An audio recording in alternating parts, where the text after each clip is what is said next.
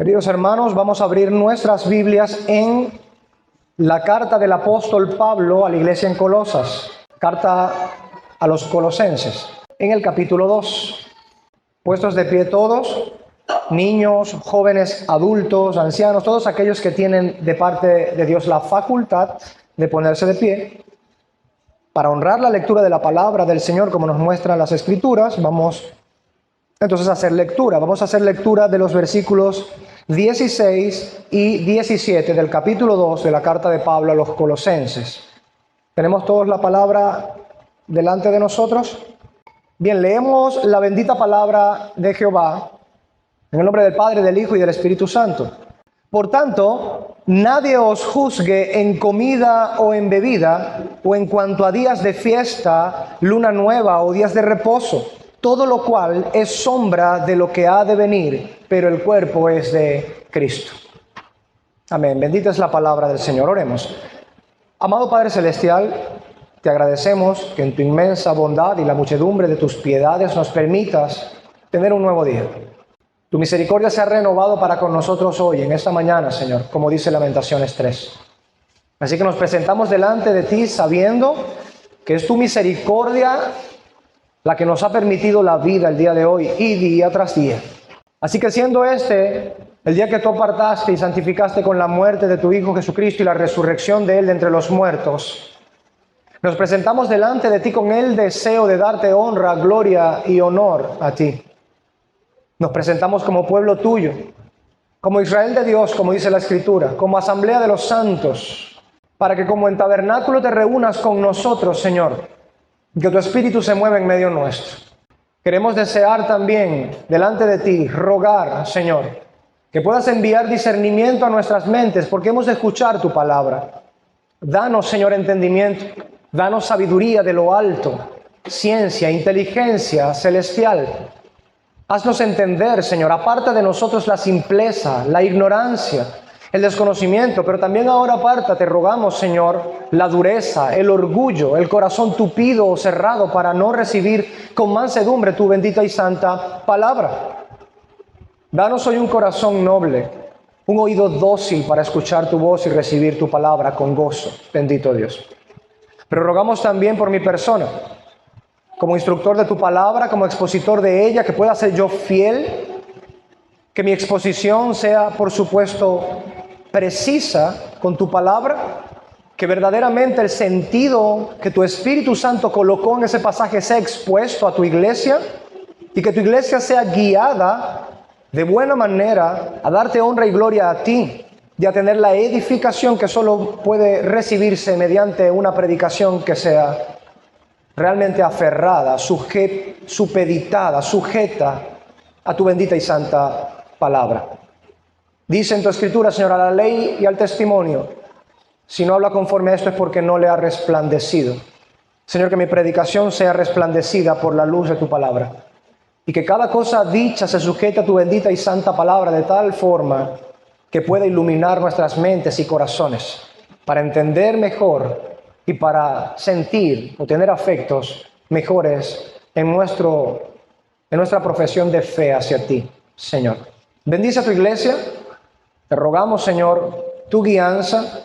Te ruego, Señor, la unción de tu Espíritu en mi predicación, que unjas con tu Espíritu Santo la predicación de este siervo, que ha de exponer tu bendita y santa palabra. Bendícenos el día de hoy, Señor, con estas peticiones. Concédenos estas peticiones que hemos hecho. En el nombre de Cristo Jesús. Amén.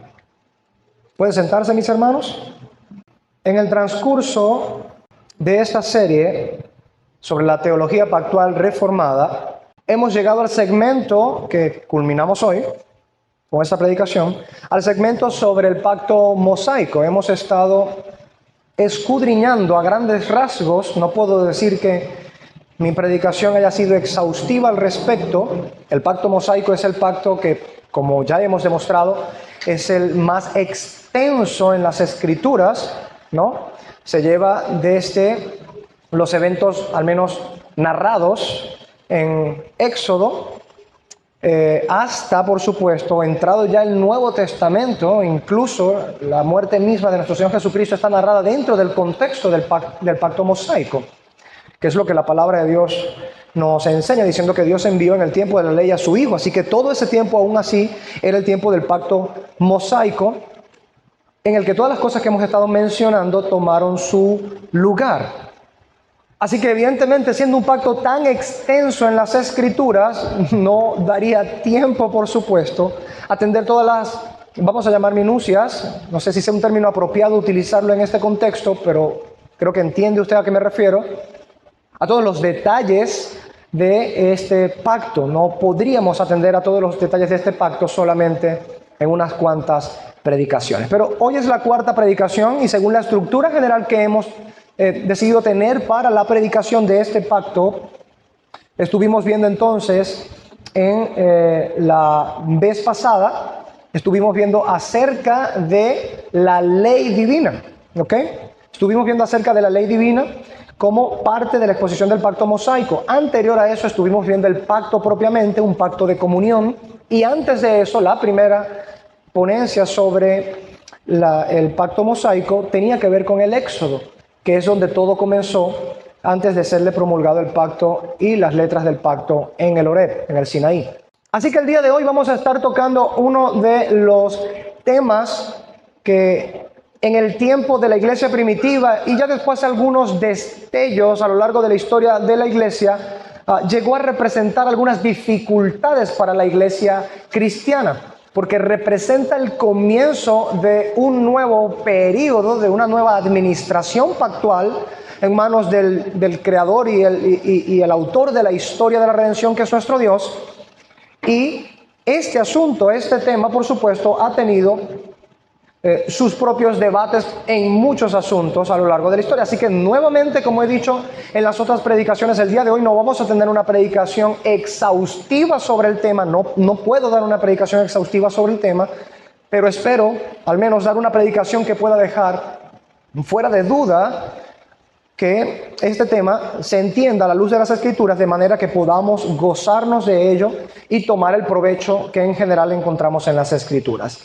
Permítame ir con una breve introducción al texto y a nuestro tema del día de hoy. En la medida en la que avanzamos en nuestra apreciación del pacto mosaico, observamos que tiene mucho que ver con nosotros el día de hoy. Lo hemos visto en los puntos anteriores expuestos. Cada uno de ellos en el Nuevo Testamento toman pasajes que están pues aludiendo directamente, en algunos por paráfrasis, pero otros son explícitamente a promesas y cuestiones que han sido colocadas expresamente por Dios en el antiguo pacto y ahora son colocadas para nosotros en el nuevo pacto, en el Nuevo Testamento. Así que hemos observado que tiene mucho que ver con nosotros el día de hoy. Hemos sido redimidos de gracia por medio del éxodo que dirigió nuestro Señor Jesucristo, como nos enseñan las Escrituras. Hemos entrado en comunión con Dios, siendo derramadas sobre nosotros aquellas promesas del pacto mosaico de la comunión de Dios con Israel, como lo declaran las Escrituras también. En su debido momento vimos la evidencia bíblica de esto.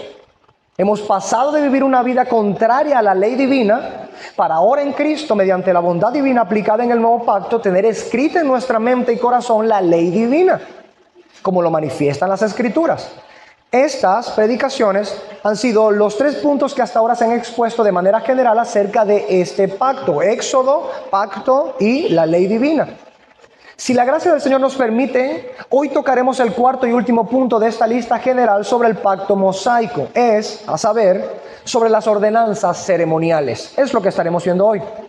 Con respecto a este punto particular, vale acotar a manera introductoria que hay personas que han malinterpretado este punto de manera legalista, es decir, obligando a los creyentes a practicarlos para obtener salvación. Es el caso, por ejemplo, de los judaizantes o los llamados cristianos mesiánicos, que llevan a la iglesia cristiana del nuevo pacto a practicar fiestas que son del judaísmo y del tiempo del pacto mosaico y que ya no deben ser practicadas el día de hoy, y los llevan a practicarlos para obtener salvación. Eso es lo que se llama legalismo, es la definición de legalismo, practicar estas cosas para obtener la salvación.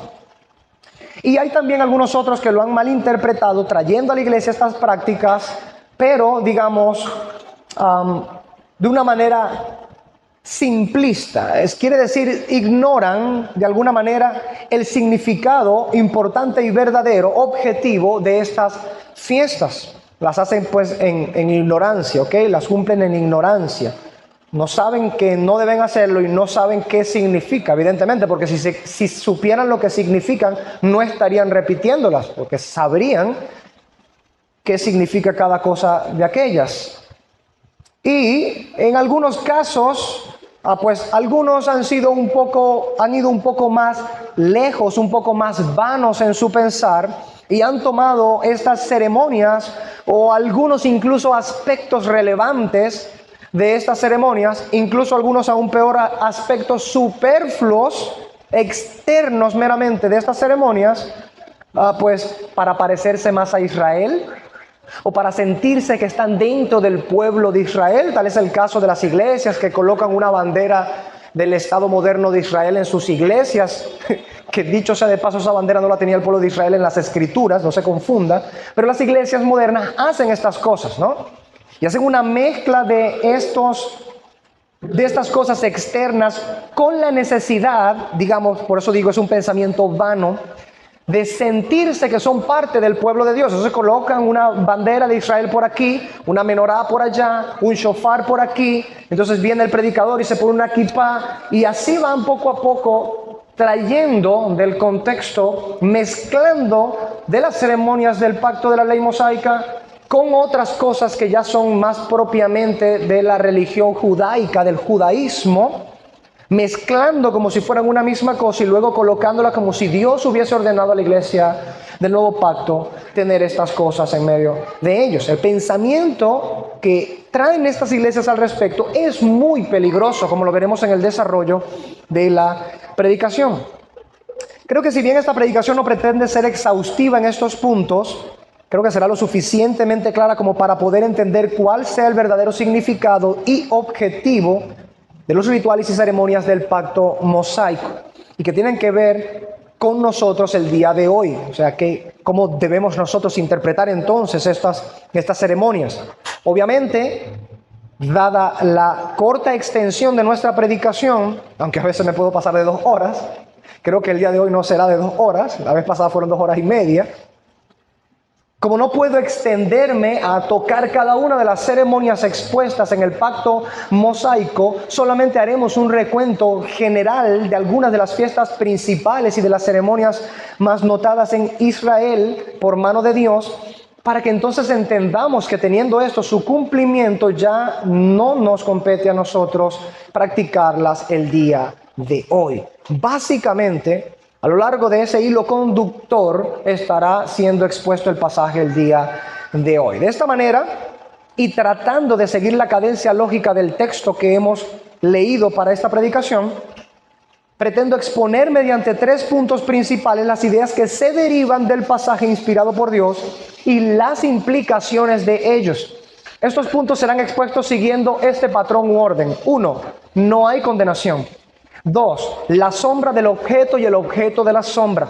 3. El cambio necesitado. Que el Señor nos dé sabiduría de lo alto para comprender estas verdades y entonces gozarnos en Cristo. Bien, en nuestro desarrollo, yendo ahora a nuestro texto, habiendo introducido este mensaje, el apóstol Pablo comienza en el versículo 16 de Colosenses 2, diciendo: por tanto, nadie os juzgue en comida o en bebida, o en cuanto a días de fiesta, luna nueva o días de reposo. Y aquí nos detenemos un momento. Vamos a estar hablando sobre esto. Lo que estaba sucediendo en la iglesia cristiana en Colosas, muy parecido a lo que sucedía en la iglesia en Galacia, que lo vemos reflejado en la carta de Pablo a los Gálatas, y en un sentido un poco más chico, no tan extendido, pero también he estado presente allí en la iglesia en Filipos, porque es que la verdad es que los judaizantes tenían un alcance bastante amplio y donde llegaban querían imponer que la iglesia cristiana practicase las cosas que eran parte de las ceremonias o el aspecto ritual de la ley del pacto mosaico. Entonces, lo primero que vamos a entender en este contexto es que la iglesia en Colosas tenía problemas precisamente con falsos maestros que estaban introduciendo, por un lado, mandamientos de hombres y mezclándolo con las ceremonias del pacto mosaico para hacerlos pasar como palabra de parte de Dios para que fuesen practicadas en la iglesia cristiana en Colosas. Ese es, digamos, el contexto muy generalizado de la carta de Pablo a los colosenses. Ahora, es en ese contexto donde Pablo dice que nadie os juzgue en estas cosas que menciona allí. Lo primero que vemos en ello es una negación al juicio. Hemos de decir, no es una negación a toda forma de juicio. No es como la iglesia moderna dice que no se debe juzgar absolutamente nada ni ninguna cosa debe juzgarse, porque la palabra del Señor muestra que hay muchas cosas que deben juzgarse. Por ejemplo, en 1 Corintios capítulo 2, la palabra del Señor dice que el que es espiritual tiene la mente de Cristo, juzga todas las cosas. En esa misma carta, unos capítulos más adelante, Pablo juzga y demanda a la iglesia que juzgue a un hombre inmoral que había cometido incesto en medio de la iglesia. Así que evidentemente el hacer el juicio y juzgar con justo juicio, como dice nuestro Señor Jesucristo, manda a nuestro Señor Jesucristo, no es algo que está condenando Pablo aquí. Pablo no está condenando el juicio en general, que no se juzgue de ninguna manera, sino que más bien no se juzgue en el contexto en el que está hablando. ¿Cuál es el contexto? El de practicar las comidas y bebidas, días de fiesta, lunas nuevas, días de reposo, etcétera, todas las cuales, por supuesto, estaban ancladas en la ley de Moisés, pero en el aspecto ceremonial de la ley. Ahora, el punto con respecto a esto es que las escrituras del Nuevo Testamento son absolutamente claras respecto a este asunto. Nadie debe juzgar a un cristiano por no guardar las ceremonias y rituales del pacto mosaico. Ahora, distinto a esto, lo que encontramos dentro de la modernidad, en las iglesias cristianas que se han apartado, digamos, del recipiente histórico, del testigo histórico que hemos recibido por 2000 años de historia eclesial, las iglesias modernas que se despegan de esto, que son acéfalas históricamente hablando, ahora ellos pretenden inocular dentro de la iglesia cristiana la práctica de ceremonias que la iglesia cristiana jamás tuvo en su haber durante todo el tiempo.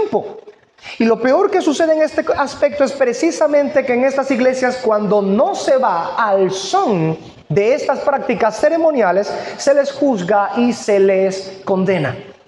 Por ejemplo, y es solo por tocar ejemplo, pero vamos a ir desarrollando de mejor manera a lo largo de la predicación estas ideas que subyacen detrás de todas las cosas que estamos diciendo. Por ejemplo, en las iglesias modernas vienen y practican, dicen, no, ya comenzando el año vamos a llevar a cabo la fiesta de las primicias.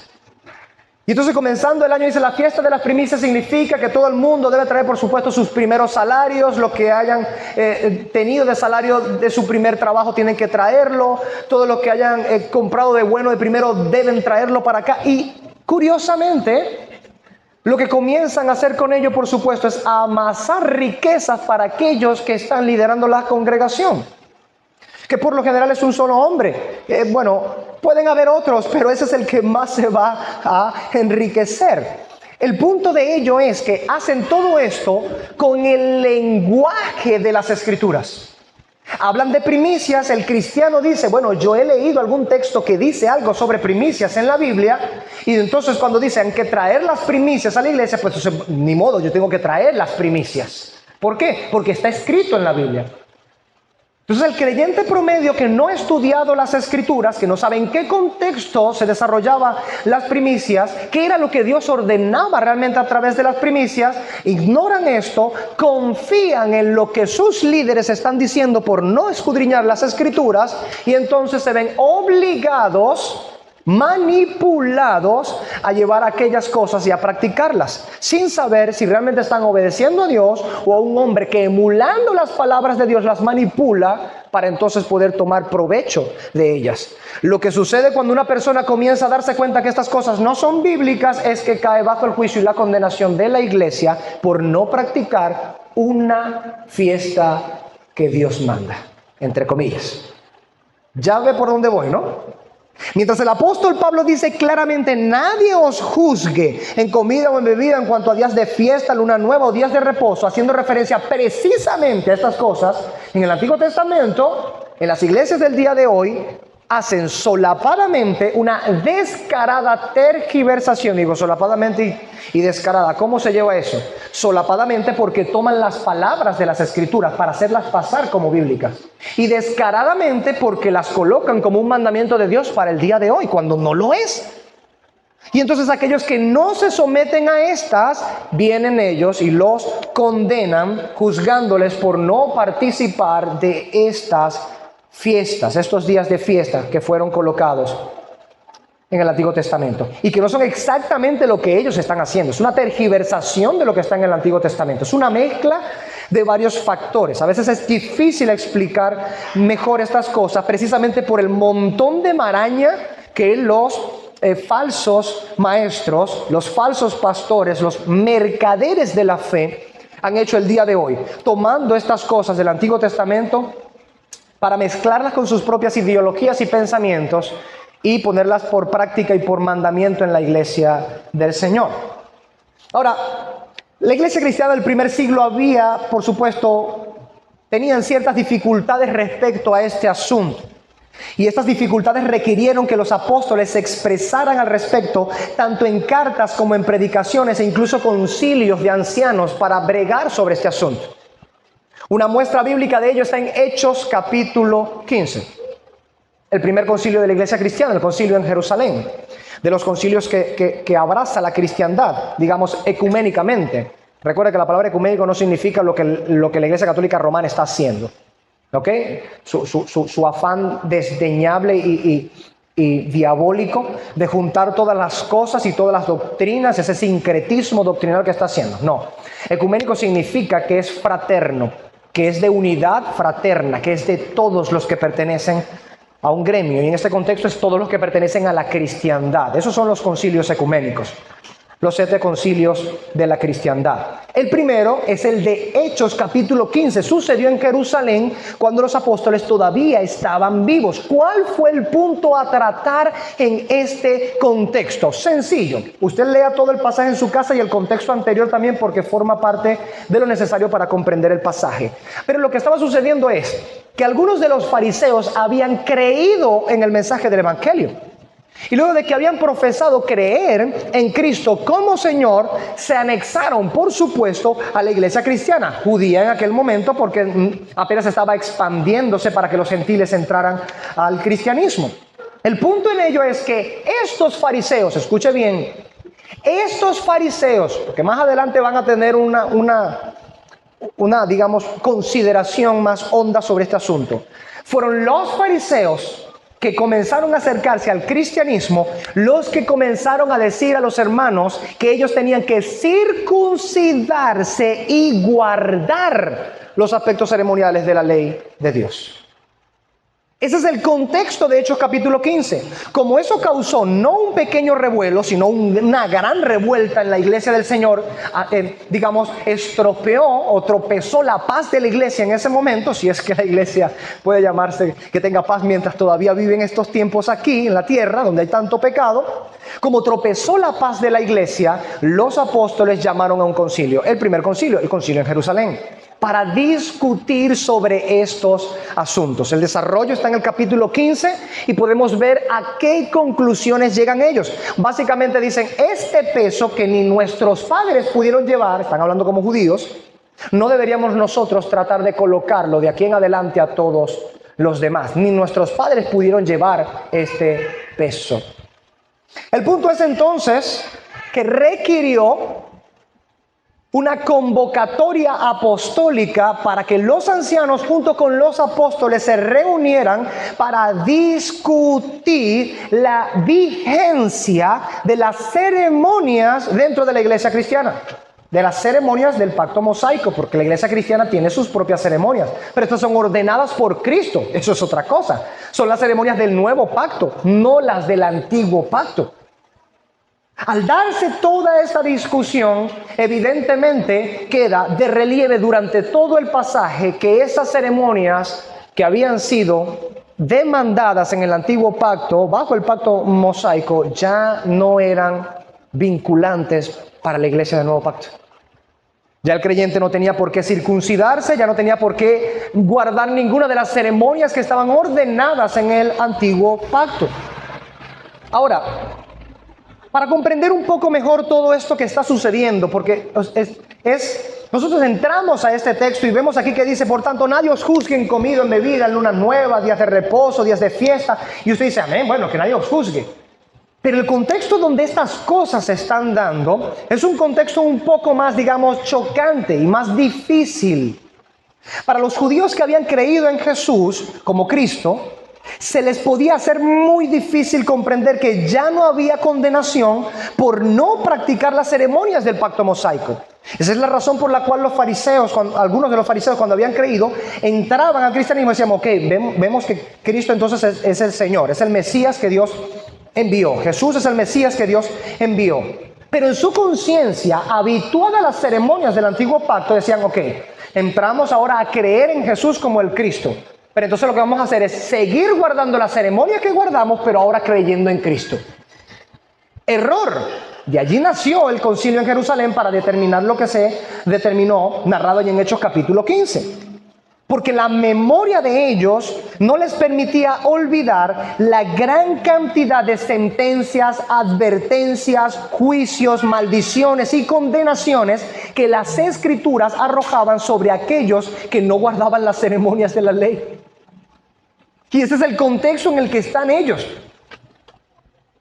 Por ejemplo, tocante a la comida, que él también menciona allí, tocante a la comida, en Levítico 11, del 2 al 47, se da una larga lista, y no la única, de animales limpios e inmundos, de la cual debían aprender a diferenciar para ellos poder comer. Y aún los profetas mismos hablaban de parte de Dios, mostrando la ira de Dios, porque el pueblo se profanaba comiendo cosas inmundas según las ceremonias de la ley. Por ejemplo, vamos a ir rápidamente a Isaías 65. Isaías 65, versículos 3 y 4. Para que usted entienda que de este contexto están saliendo para entonces creer en Jesús como el Cristo.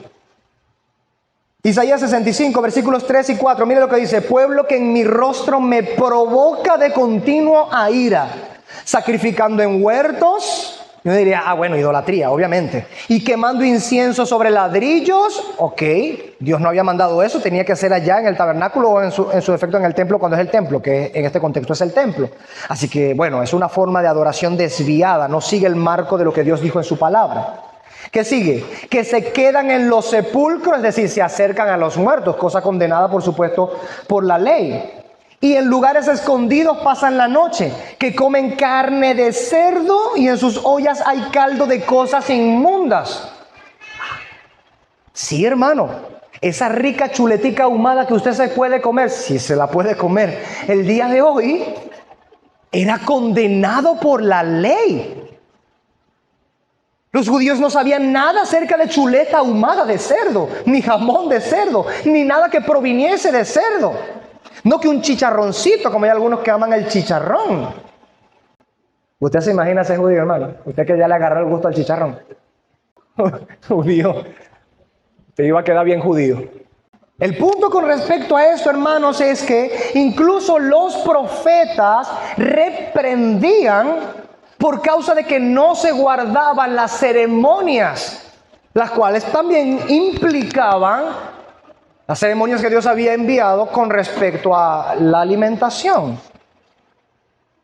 En cuanto a los días de fiesta, de luna nueva o sábados, que es el vocablo griego que se utiliza allí para días de reposo, por ejemplo, la ley ordenaba fiestas ceremoniales en Deuteronomio 16 del 1 al 17. Usted puede leer el pasaje y encontrará 3 grandes secciones, porque es un resumen de las 3 grandes fiestas ceremoniales del pueblo de Israel. No son las únicas, pero un resumen de las 3 mayores en el año. No son las únicas. Por ejemplo, está la Pascua, que la mencionaba en ese mismo capítulo de Deuteronomio 16 del versículo 1 al 8, pero cuya base anterior la tenemos en Éxodo capítulo 12, ¿verdad? Cuando recién están saliendo de la esclavitud de Egipto. Está la fiesta de las semanas, que es narrada en ese mismo capítulo de Deuteronomio 16, desde los versículos 9 al 12. Y está el tercer cúmulo de mandamientos en cuanto a esta tercera fiesta, la de los tabernáculos, que está comprendida entre los versículos 13 y 17 de Deuteronomio 16. ¿Qué es lo que queremos decir con esto? La ley mandaba estas ceremonias y fiestas. Estas fiestas son parte de la ley ceremonial.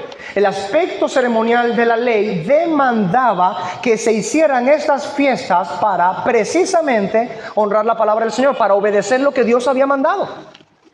Entonces, como dice Pablo aquí, nadie os juzgue en comida o en bebida. Vimos mandamientos que mandan comida y bebida. Nadie os juzgue en cuanto a días de fiesta, luna nueva, días de reposo. Hay mandamientos sobre los días de fiesta, días de reposo y lunas nuevas. Los mismos profetas también exhortaban respecto a esto, no solamente sobre las cosas inmundas que alguien comía, sino sobre aquellos que no guardaban lo que se enviaba, sobre los tiempos que Dios mandó en el antiguo pacto.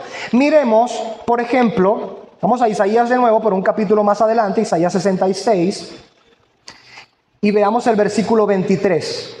Miren lo que dice, hermano. Y de mes en mes, y de día de reposo en día de reposo, vendrán todos a adorar delante de mí, dijo Jehová.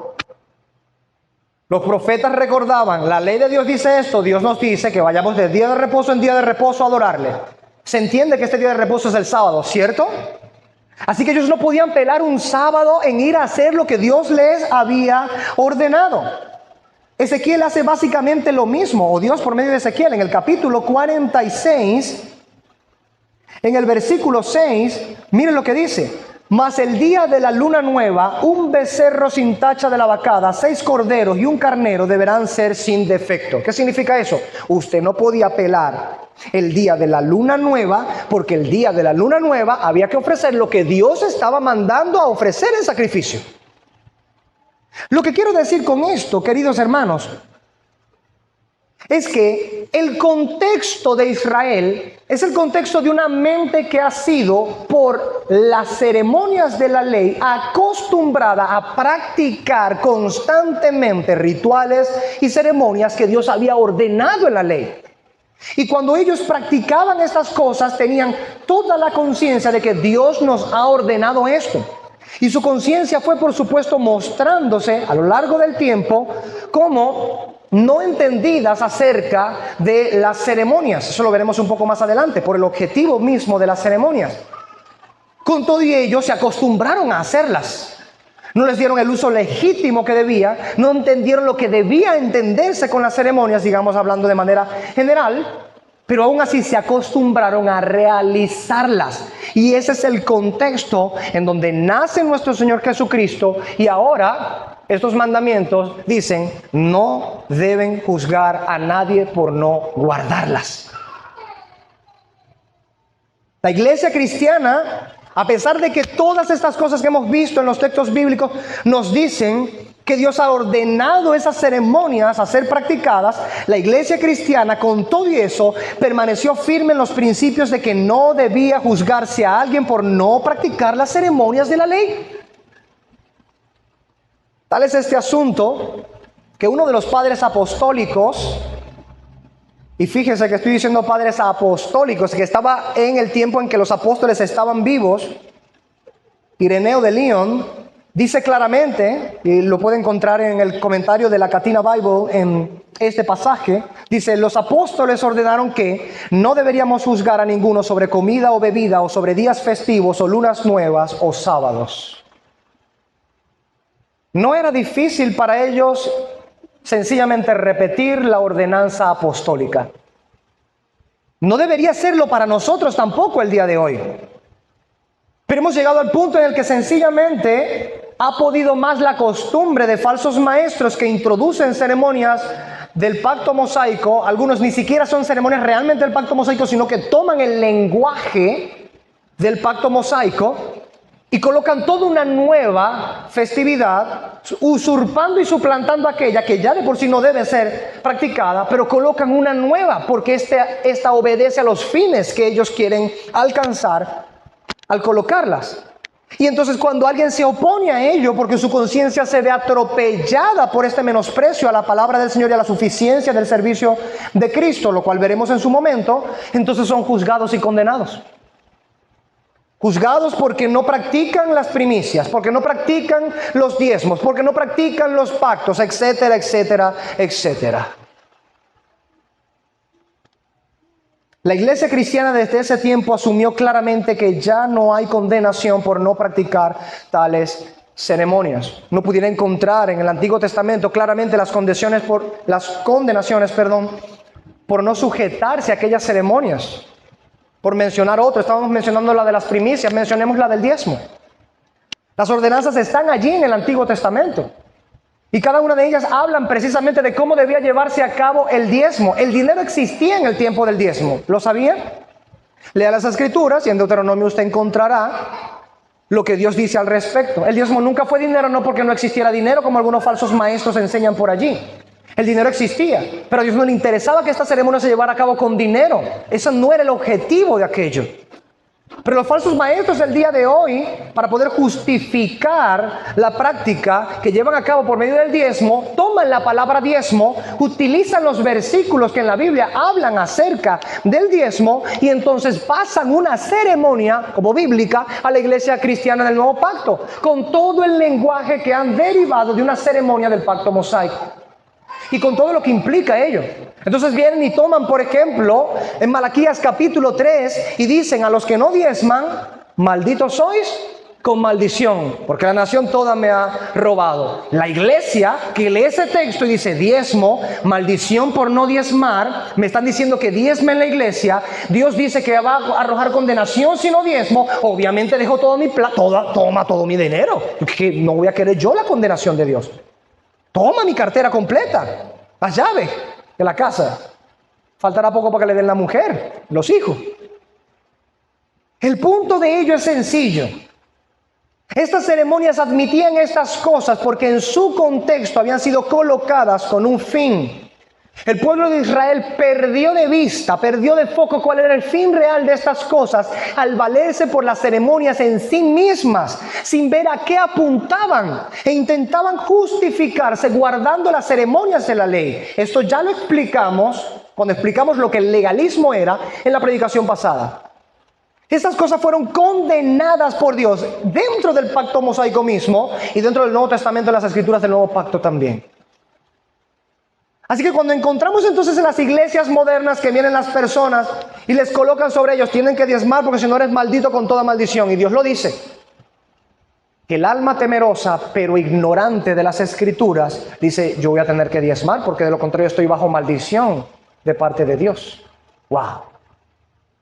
Y un montón de pasajes que hablan acerca de estas cosas, como este que estamos estudiando que dice, nadie os juzgue en comida o en bebida o en cuanto a días de fiesta, luna nueva o días de reposo. Todas aquellas ceremonias que sencilla y llanamente ya no tienen por qué juzgarnos acerca de ella, caen sobre mi conciencia ignorante de las escrituras como una piedra en mi cabeza. Y yo digo, bueno, tengo que diezmar porque si no entonces Dios me va a dar maldición. ¿Y qué hay de nadie te juzgue por ello? ¿Lo quitamos, arrancamos la página y la botamos? ¿Qué hay cuando el apóstol Pablo dice a los romanos, ahora pues ya no hay condenación para el que está en Cristo Jesús, aquellos que son guiados por el Espíritu de Dios? ¿Arrancamos esa página de las escrituras? Muy hábilmente los falsos maestros utilizan el vocabulario del contexto de las ceremonias del antiguo pacto para traer a la iglesia del nuevo pacto prácticas que, uno, ni siquiera son iguales a las del antiguo pacto. Y no porque sean iguales entonces hay que practicarlas. Eso no es lo que estoy diciendo. Es que es tal el colmo de ello que ni siquiera son iguales a las ceremonias del antiguo pacto. Las tergiversan incluso para poder ellos desarrollar una práctica el día de hoy. Como el mismo diezmo, que nunca fue dinero, aunque había dinero. Ellos dicen, el diezmo tiene que ser dinero. Tú ganas $3,000 al mes, 300 son míos, papá. Increíble. Ni siquiera le dan el uso que la misma ley abonaba a esta ceremonia. Que, por ejemplo, el que daba el diezmo comía de ello. ¿Usted sabía eso? Léalo en las ordenanzas del diezmo en la ley. Y el Señor le dice, te lo vas a comer delante de mi presencia y te vas a alegrar. Imagínese usted el día de hoy, hermano, en esas iglesias modernas en donde están martillándole la paciencia y la mente a las personas con respecto al diezmo, que usted le llegue y le diga: pastor, comprendí que el diezmo es bíblico. Ah, bueno, dámelo. No, voy a hacer como dice la ley, me lo voy a comer delante de usted y delante del Señor, y me voy a reír cuando lo esté haciendo. Los $10 que había guardado de mí, el 10% de mi salario, yo cobré $100 este mes. Bueno, de esos 10, de esos 100, esos 10, ¿verdad? Voy a comprar unos perritos allá donde el hermano Enrique, valga la cuña, y me los voy a traer, los voy a guardar desde el sábado, y el domingo en la mañanita temprano los guardo, los meto en el microondas y me los traigo tibiecitos, y me los como feliz. Gracias, Señor. Y me los como delante de él. ¿Qué cree usted que le va a contestar un pastor moderno si usted le dice eso? Interesante. Al menos es interesante, porque toman el lenguaje veterotestamentario de estas ceremonias, pero ni siquiera se están sujetando realmente a las ceremonias. Y si se sujetaran a las ceremonias, nosotros sabemos lo que la palabra de Dios dice: quien se sujeta a esas ceremonias sigue bajo maldición. Gálatas capítulo 3 lo dice claramente. Se desligan de Cristo, de la gracia han caído, dice explícitamente el apóstol Pablo. Pero ellos hábilmente, como falsos maestros, colocan estas cosas con la palabrería que suelen tener, con los artificios que logran ingeniarse, con los artilugios del error con el que suelen pensar y hablar. Enseñan a las iglesias cristianas que las prácticas que ellos están teniendo son bíblicas porque las palabras que ellos usan están allá en la Biblia. La iglesia cristiana siempre asumió claramente que no hay condenación por no practicar tales ceremonias. Ahora, volviendo a nuestro punto en cuestión, por estas razones, a los judíos que se acercaban a Cristo les parecía extraño, en algunas ocasiones hasta impensable, que ya no era condenable el no guardar estas ceremonias. Imagínese usted estar en el contexto del siglo primitivo, el siglo I de la era moderna o de la era cristiana. Cuando usted ha pasado tiempo y generación tras generación que se les dice: no comerás nada inmundo. Y de repente se aparece por ahí un barbúo, como el apóstol Pablo, pues probablemente era barbúo, digo, no que yo lo haya visto. Era lo más probable, ¿no? Eso es ahorita que nos delineamos hasta las cejas. Nos delineamos, no, yo no. Hay gente. Se afeita, se le saca las cejas, todo bien bonito ahí. Aletea, grazna y huele como pato, hace como pato, se mira como pato. ¿Qué será? El punto de ello es: estás en ese contexto, aparece ese hombre predicador y te dice: ya no necesitas estar ligado a ello. De todo lo que hay en la carnicería, agarra y come. Y no hay ningún problema. Por motivo de conciencia, no preguntes nada y quédate tranquilo, come. Da gracias a Dios por ello y come. Estamos hablando que el contexto que tienen esas personas no es el que usted y yo tenemos, que nos lanzamos una chuletica ahumada si nos las ponen allí y chupamos el huesito. Ese no es el contexto de ellos allá. El contexto de ellos es que ellos ni siquiera criaban cerdos porque era un animal inmundo. Ni siquiera lo criaban, mucho menos pensar en comerlo. Ahora imagine usted que aparece ese predicador y dice: no, eso ya no es necesario. Tú puedes zamparte ese cerdo si tú te da la gana. Un chicharrón, mándale. Un jamoncito de pierna, mándale. De espalda, mejor el corte, dale. Una chuletica ahumada o no ahumada, mándale guaya. ¿Entienden lo que estamos hablando? Para muchos de ellos era una situación impensable. No guardar las ceremonias de la ley para un judío era un asunto que sencilla y llanamente pegaba directamente. Cuando ellos no guardaban las ceremonias de la ley, su conciencia les reprendía. Porque habían tiempos donde no lo hacían. Porque pecadores ha habido toda la vida. Había tiempos donde no guardaban las ceremonias de la ley, pero sabía su conciencia que ellos estaban haciendo mal porque Dios ordenaba que las guardaran. Ahora, un pasaje similar al nuestro está en Romanos capítulo 14. ¿Qué hace el apóstol Pablo? Pues habla precisamente sobre esta diferencia entre los alimentos y días de fiesta, etc. ordenando que cada uno tenga paciencia con el prójimo y no se condenen el uno al otro, sino que se amen los unos a los otros. De hecho, las palabras de Pablo son aún más afines al punto, porque dice que el que come la carne es fuerte en la fe y el que come solo legumbres es débil. Uno entra a las páginas del Nuevo Testamento y a las instituciones del pacto, del nuevo pacto, y uno dice, aquí está pasando algo, porque no se está tratando de la misma manera las ceremonias como se trataban allá en el Antiguo Testamento. Mire usted las expresiones del apóstol Pablo en Romanos 14, en el versículo 14. Yo sé y confío en el Señor Jesús que nada es inmundo en sí mismo. Imagine a este judío, bueno, este era benjamita, pero judío en el sentido de israelita, ¿no? Se tomaba ya como la etnia. Imagínese a este judío, originario de la tribu de Benjamín, para que me entiendan. A este judío, sáquelo de allí, 500 años antes de su tiempo. ¡Pum! Imagínese ahora proclamar en ese tiempo, antes de los 400 años de silencio, antes de todo eso, y decir, yo confío en que nada es inmundo en sí mismo, mándele si le quiere comer. ¿Qué le iba a suceder? Usted lo sabe. Va a decir, usted es un inmundo, vamos a procesarlo como debe procesarse. Y lo mataban, como la ley lo había mandado. Mire lo que dice en el 14:20. Todas las cosas a la verdad son limpias. Incluso llega a decir, para el puro, todas las cosas son puras. Y para el impuro, todas las cosas son impuras. Está diciendo, bueno, si el puro ve a esa chuletica de cerdo como pura, eso está puro. Mándele, guaya. No tenga problema tu conciencia de comerlo. Siempre que no lo utilices, ese es el contexto. Siempre que no lo utilices para hacer tropezar a tu hermano, no hay problema. Ese es el contexto de Romanos 14. Pero nuestro punto aquí es el mismo. ¿Cómo es posible que un erudito de la ley de Moisés, como Pablo, que llegó a ser fariseo de fariseos, en cuanto a la ley irreprensible, de la alta escuela de Gamaliel,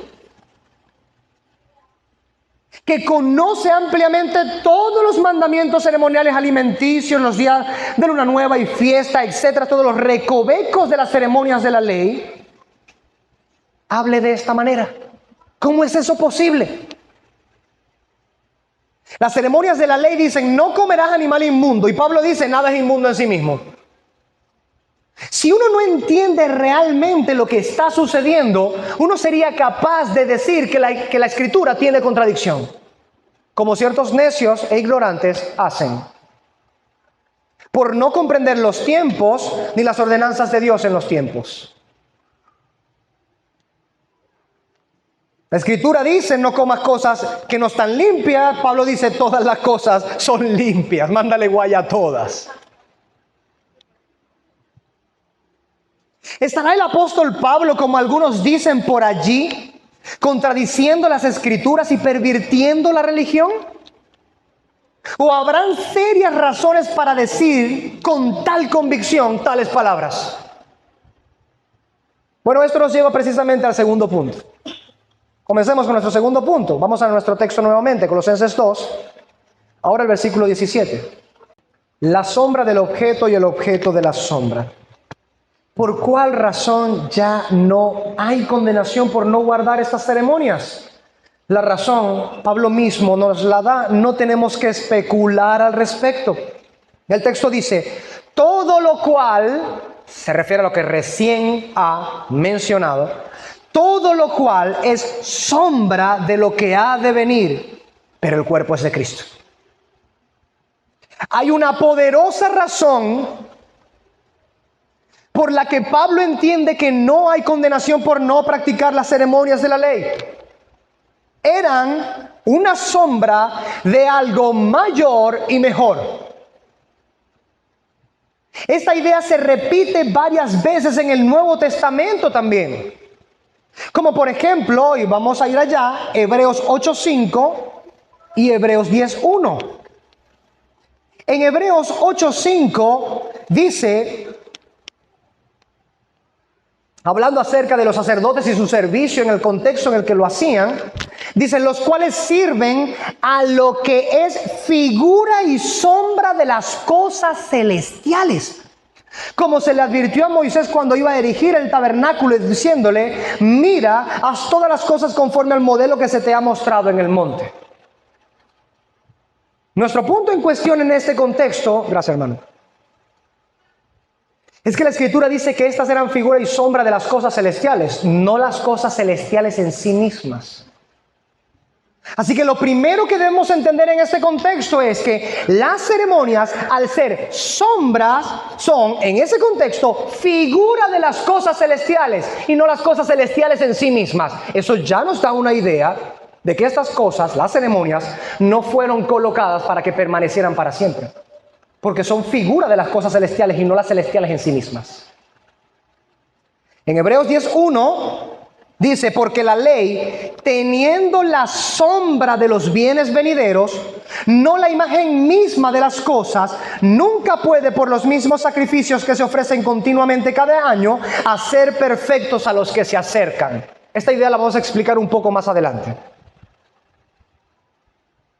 La idea en este punto es, tiene la sombra de los bienes venideros. Note el uso de las palabras, sombra. No es la esencia misma de la cosa. Es una representación, no la cosa representada. Y dice, bienes venideros, han de venir. No están ya con aquellas que las representan, sino que representan a las que han de venir. Ha de esperarse que algo venga después de esto que se está colocando como sombra de aquello. ¿Cuál es la idea detrás de esto? Que el comportamiento de estas ceremonias y la naturaleza misma de ellas como sombras están ligadas al cuerpo, sí, pero no pueden ser el cuerpo mismo en cuestión. Digamos que la figura que se utiliza debería ser entendida por nosotros precisamente porque nosotros solemos estar en un contexto en donde esto se nos presenta. Mira, ya está mi sombra, aquí está otra sombra. Bueno, por las distintas luces que hay, ¿no? Detrás de mí hay otra sombra.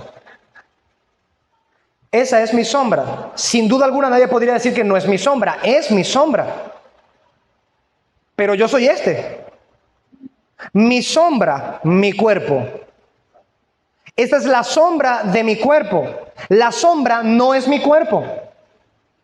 Uno puede tener la sombra y tener de una manera borrosa el delineado del cuerpo y tener alguna idea del cuerpo por medio de la sombra. Eso es lo que hacen las ceremonias del pacto mosaico con el cuerpo al que estaban esperando. Aún hay una idea más detrás de esto. Y es que Dios, cuando dio las ceremonias, las dio pensando precisamente en que llegaría el tiempo cuando viniese aquello que es mejor y a lo cual estarían apuntando las ceremonias como sombras. Esto significa que debían ser guardadas mientras, y solo mientras, que no hubiera llegado aquello a lo que apuntaban. Representan un cuerpo. Es una sombra de un cuerpo, representa un cuerpo. Tenemos solamente la sombra. Nos aferramos solamente a la sombra porque es lo único que tenemos. Llega el cuerpo. ¿No sería ridículo alguien que sigue abrazando la sombra en el piso? Es por ello que Pablo, lleno de convicción, dice las cosas que dice. Él está totalmente convencido en el Señor que las ceremonias fueron ordenadas para que apuntaran a algo mayor y mejor. Así como la sombra de un cuerpo está cercana al cuerpo y en un sentido le apunta, de esa misma manera las ceremonias son cercanas al objeto del cual son sombra y le apuntan. Pero por su misma naturaleza, aunque las sombras imitan borrosamente los movimientos del cuerpo, no pueden lograr propiamente lo que solo el cuerpo puede lograr. Es una copia, una imitación borrosa del cuerpo. Le sigue de cerca, mas no es el cuerpo. Lo que el cuerpo puede lograr, la sombra no puede lograr. Tú puedes ver en la sombra de alguien estar levantando un vaso para beber agua, pero la sombra no bebe el agua ni levanta el vaso. El cuerpo lo hace. Vayamos a Hebreos capítulo 9, versículo 9, para reforzar con el capítulo 10, versículo 1 que acabamos de leer. Mire lo que dice. Lo cual es símbolo para el tiempo presente, según el cual se presentan ofrendas y sacrificios que no pueden hacer perfecto en cuanto a la conciencia al que practica ese culto. Pregunta: ¿las ceremonias de la ley del antiguo pacto pueden hacer perfecta la conciencia del que practica ese culto? Si usted dice que sí, niega las escrituras. Si usted dice que no, entonces usted tendrá que negar la ceremonia. Ese es el punto. En el versículo 1 del capítulo 10 que acabamos de leer, dice: los mismos sacrificios que se ofrecen continuamente cada año no pueden hacer perfectos a los que se acercan. Nunca puede, dice, hacer perfectos a los que se acercan. Entonces tenemos un conjunto de ceremonias que no pueden hacer perfectos a los que practican ese culto, pero tenemos mandamientos de Dios para que practicasen las ceremonias en el culto veterotestamentario. Tenemos un montón de gente que dice: el Señor nos mandó esto, y comienzan a practicar las ceremonias que el Señor había mandado. Pero por la naturaleza misma de los sacrificios debía entenderse que la perfección nunca iba a llegar por medio de la práctica de ese culto, porque aquellas eran sombras de lo que habían de venir. Para tomar en consideración las palabras del mismo apóstol a lo largo de toda la carta a los hebreos, considere esto. Él habla acerca de, ahorita lo vamos a leer, de la sangre de los toros y los machos cabríos. No pueden quitar el pecado, pero allí estaban año tras año presentando por ceremonias ordenadas por Dios sacrificios para expiación. El Yom Kippur, por ejemplo, día de expiación, que tenía que presentarse conforme a la ley rigurosamente. La ceremonia debía llevarse a cabo como Dios la había demandado. Año tras año esa ceremonia se realizaba. El punto es que aquellos que no entendieron a lo que hacía referencia a esta ceremonia se aferraron a la ceremonia como un fin en sí mismo y no como un patrón, una figura que apuntaba o señalaba a aquel que verdaderamente sí podía realizar aquello. No entendieron la ceremonia como una sombra, sino que entendieron la ceremonia como un cuerpo. Entonces, cuando llega el cumplimiento del tiempo y cuando llega verdaderamente el cuerpo al que la sombra apuntaba, aquellos que habían hecho de la sombra el cuerpo rechazaron al cuerpo porque hicieron de la sombra el cuerpo. Y no lograron ver en Cristo el cumplimiento de estas cosas, como veremos ahorita. Y se quedaron atestados y aferrados a un culto que nada perfeccionaba la conciencia, porque no fue dado para perfeccionar la conciencia. El apóstol Pablo en la carta a los hebreos dice claramente: es ilógico, porque tú te puedes dar cuenta, estoy parafraseando al apóstol Pablo, tú te puedes dar cuenta que año tras año se presentan los mismos sacrificios. Por lo tanto, si se presenta año tras año, quiere decir que esa sangre nunca quitó los pecados, porque tuviste que ofrecer otro. Quiere decir que los pecados nunca fueron quitados. Tuviste que ofrecer otro, y otro, y otro, y otro, porque los pecados no fueron borrados. O, en el mejor de los casos, el sacrificio fue insuficiente. Así que hay que hacerlo otra vez. ¿Entiende ahora por dónde va el asunto? Los sacrificios y demás ceremonias exigidas en la ley, por ejemplo, no pueden realmente quitar el pecado, por lo que deben ser tomadas como ceremonias que apuntan a quien sí puede hacerlo. Si Dios ordenó aquellas ceremonias, entonces no era para que se aferraran a ellas de tal suerte que buscaran en ellas verdaderamente la expiación del pecado. No podían entregarlo porque eran sombras del cuerpo que sí puede. Y cuando alguien tomaba la sombra para hacer de la sombra el cuerpo, encontraba que seguía estando muerto en delitos y pecados y su conciencia atada al pecado, y que el derramamiento de la sangre de los toros y los machos cabríos nada ejercía en ellos. Estas ceremonias estaban allí entonces para que pudieran encontrar en alguien más el cumplimiento real y perfecto de ellos. Que pudiesen vislumbrar con la mirada la sombra para alegrarse porque el cuerpo viene detrás de esa sombra, viene después de esa sombra.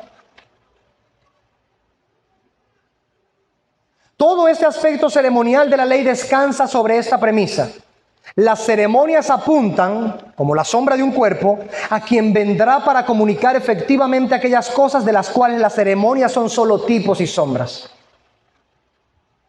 La naturaleza misma de estas ceremonias lo demuestra. No te pueden quitar el pecado. No pueden hacer aquellas cosas. Como decía Juan Calvino en su comentario a este texto, la sustancia de lo que antiguamente prefiguraban las ceremonias se presenta ahora ante nuestros ojos en Cristo, en cuanto Él contiene en sí mismo todo lo que ellas señalaron como futuro. He allí por naturaleza otro contraste.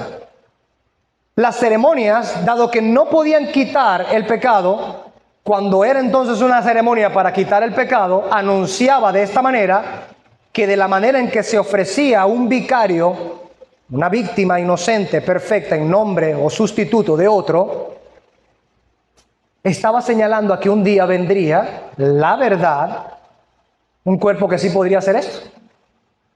Alguien que sí podría hacer lo que señalaba esta ceremonia. Ese es nuestro Señor Jesucristo, el objeto de la sombra.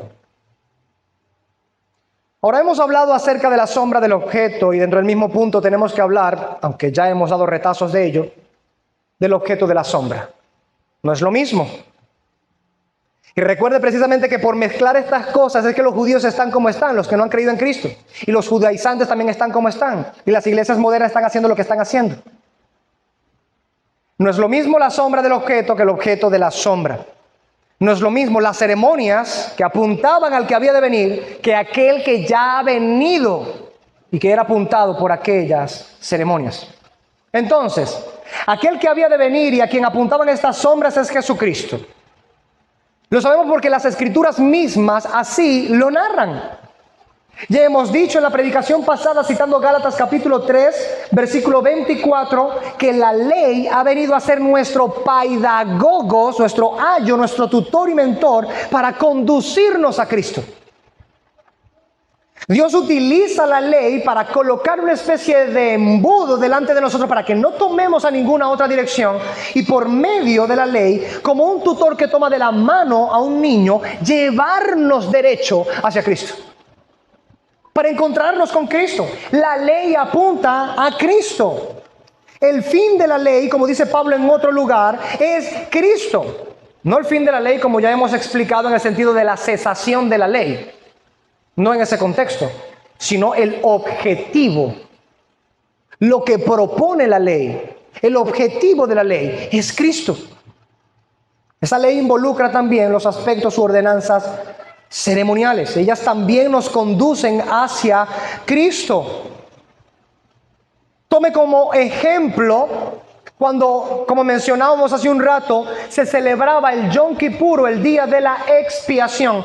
Todo lo que Israel debía hacer por ordenanza de Dios era tomar aquellas víctimas inocentes que debían ser perfectas, que debían ser inspeccionadas y no hallarse falta ni mancha en ellas, para entonces ser presentadas en sacrificio en lugar del pueblo del pacto. Qué hermosa figura. Pero esa ceremonia no era un fin en sí mismo. No lo era por causa precisamente de que estaba apuntando a aquella víctima inocente que se iba a presentar como vicario de una manera efectiva para quitar el pecado. ¿Y de quién se dice en las Escrituras? ¿He aquí el Cordero de Dios que quita el pecado del mundo? De Jesucristo.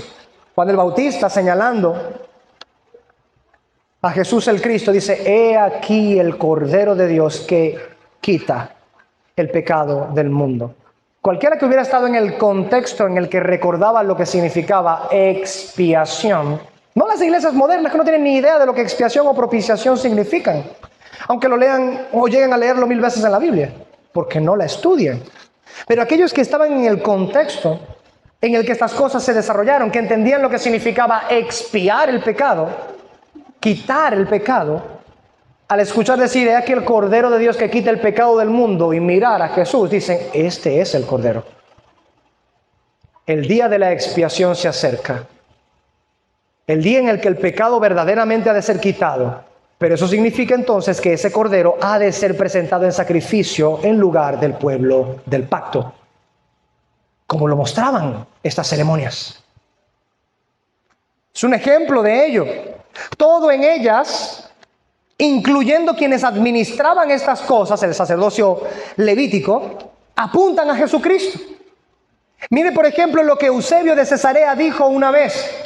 Si las leyes relativas a la diferencia de alimentos y los días santos y el sábado como cosas de sombra conservaban una copia de otras cosas que eran místicamente verdaderas, no dirás sin razón que el sumo sacerdote representaba también el símbolo de otro. Estamos hablando en los primeros siglos de la era cristiana. Lamentable que a esta altura haya iglesias y pastores que no entiendan estas cosas. Mientras gente que no tenía, digamos, la inteligencia y la tecnología y los avances y los estudios que tenemos hoy, de manera rudimentaria podían confesar esto, con total razón. No te falta razón si ves en el sumo sacerdocio levítico una figura y símbolo de aquel sumo sacerdote que era el que estábamos esperando. Lo que él estaba diciendo es que ya que las cosas por los sacerdotes ministradas no podían dar en sí misma aquello a lo que apuntaban, entonces ciertamente ni aún el sumo sacerdote se prefiguraba a sí mismo, sino a aquel que es, según Hebreos 3:1, sumo sacerdote de nuestra profesión. Está haciendo referencia acerca de Jesús el Cristo. Jesús el Cristo es el apóstol y sumo sacerdote de nuestra profesión. Y no puede decirse que nuestra profesión nada tenga que ver con las Escrituras. Si toma el Nuevo Testamento la figura del sumo sacerdocio que está contenida en las antiguas Escrituras para aplicarla en Cristo, es porque nunca fue diseñado el sacerdocio levítico para permanecer para siempre. De modo que aquellos que se aferraban al sacerdocio levítico como algo que debería permanecer para siempre, yerran porque no obran conforme a la voluntad de Dios expresada en las Escrituras. Cuando uno entra en Hebreos capítulo 7, Pablo hace un esfuerzo enorme, pero se le nota tan natural con el uso de las Escrituras, porque está explicando Hebreos, así que evidentemente debe hacerlo con las Escrituras porque ellos conocen más y mejor. Comienza a mostrar cómo Melquisedec, que era antes de Moisés y antes de Abraham mismo, era superior a Abraham, que es el portador de las promesas. Y luego como un salmo que es posterior a la ley, anuncia que ha de venir un orden de sacerdocio mayor, el orden de Melquisedec. Un orden que no tiene principio ni fin. Y que es el orden al que, por supuesto, ha de esperarse el verdadero sumo sacerdote. Uno que viene según el orden de Melquisedec. Pablo termina concluyendo en Hebreos capítulo 7 en ese contexto, que es lo lógico, es lo natural. Entonces el sacerdocio levítico no sirve para más nada ya. Y la ley de ese mandamiento que se ocupaba de la descendencia para el ejercicio del sacerdocio levítico queda ahora excluido por la ineficacia del mandamiento, porque nada perfeccionó la ley en ese contexto. Usted puede leer en todo ese pasaje estas palabras que estoy mencionando. Lo que está diciendo el apóstol en ese contexto es muy sencillo.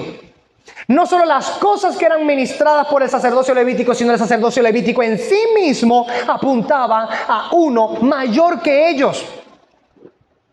Ellos apuntaban a los bienes celestiales mientras ordenaban la administración de asuntos terrenales que prefiguraban las celestiales. Llegado aquel al que prefiguraban, andando, que el camino es ahora por este lado. Ambrosio de Milán, pastor, tutor, mentor, y quien básicamente evangelizó al famoso Agustín de Hipona, y que fue obispo antes de Agustín de Hipona, comentó de manera similar al decir esto: pensaremos entonces en los días festivos en términos de comida y bebida? Al contrario, que nadie nos pida cuentas respecto a la comida, porque sabemos que la ley es espiritual. ¿Recuerda la predicación pasada acerca de la ley divina? La ley es espiritual y dice, busquemos pues el cuerpo de Cristo. Primeros siglos de la era cristiana.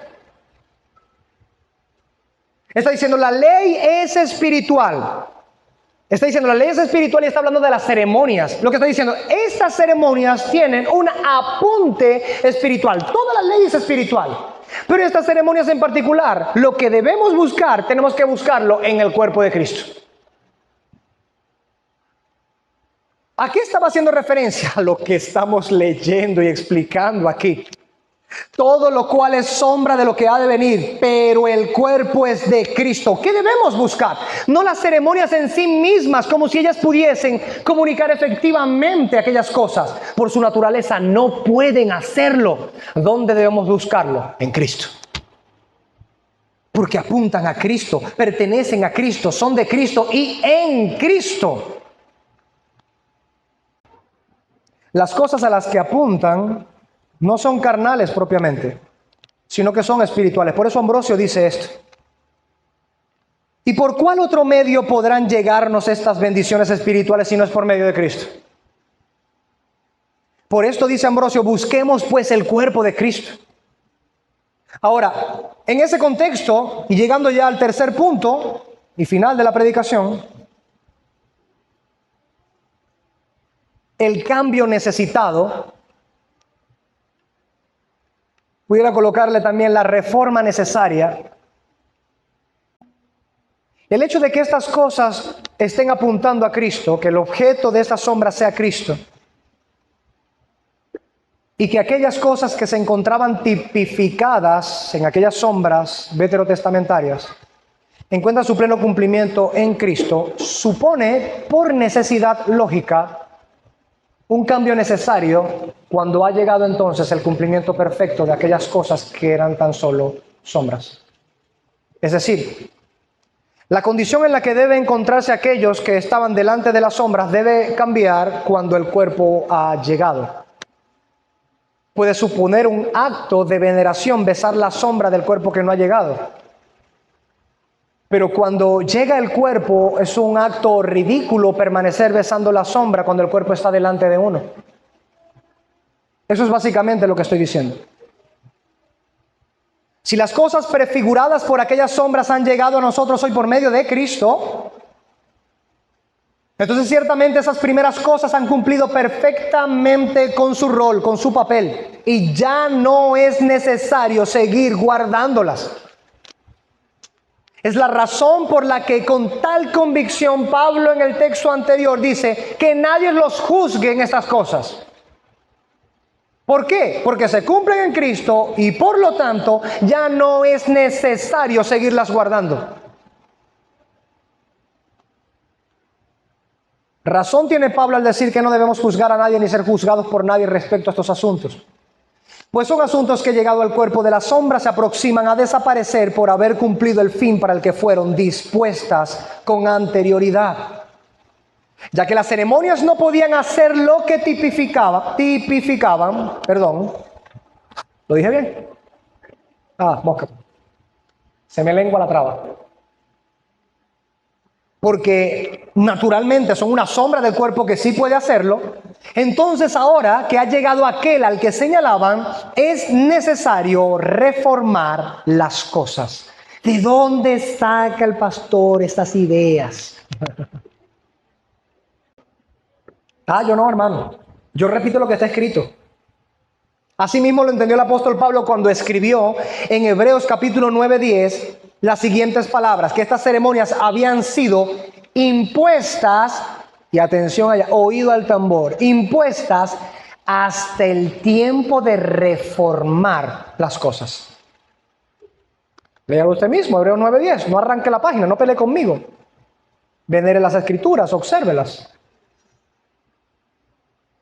Dice el apóstol, inspirado por el mismo espíritu que inspiró a los profetas del Antiguo Testamento, del mismo espíritu que inspiró también a Moisés a escribir lo que escribió, Moisés no escribió de su propia carne, no de su propia voluntad escribió, sino inspirado por Dios, por el Espíritu Santo, como dicen las Escrituras. ¿Correcto? Ese mismo Espíritu, y que no se contradice, nos dice en el Nuevo Testamento que aquellas ceremonias habían sido impuestas porque estaban impuestas. Pensar en no realizarlas en aquel momento, muerte. Eran una imposición de parte de Dios. Muerte. Pero estaban impuestas hasta el tiempo de reformar las cosas. Dios estaba colocando aquellas ceremonias, imponiéndolas sobre el pueblo, pero había un tiempo que había de venir en el que éstas ya no iban a ser más vinculantes. Es decir, junto con el cuerpo de aquellas sombras, venía un tiempo y un conjunto de cambios que inhabilitarían las ceremonias del Antiguo Pacto. Esto es lo que hace impensable ahora. Fíjense que el contexto anterior yo estaba hablando, era impensable que un judío pensara. Impensable que un judío pensara. Está bien dicho, no es redundante. Era impensable que un judío pensara que no había condenación por no guardar las ceremonias de la ley.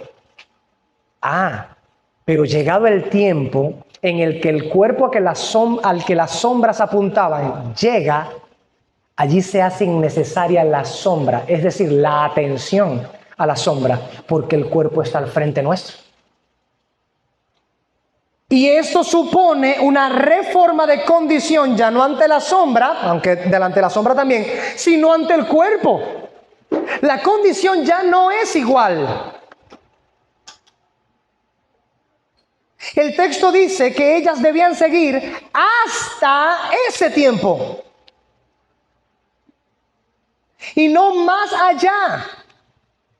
Así que aquellos que de alguna manera quieren introducir las ceremonias del pacto mosaico en la iglesia de Jesucristo en el nuevo pacto, deberían voltear a ver este texto y entender que dice que aquellas ceremonias estaban impuestas por Dios hasta el tiempo de reformar las cosas. Llegado ese tiempo, ya no están más impuestas. ¿Quiere alguien imponer el diezmo en una congregación y arrojar condenación para los que no dan diezmo?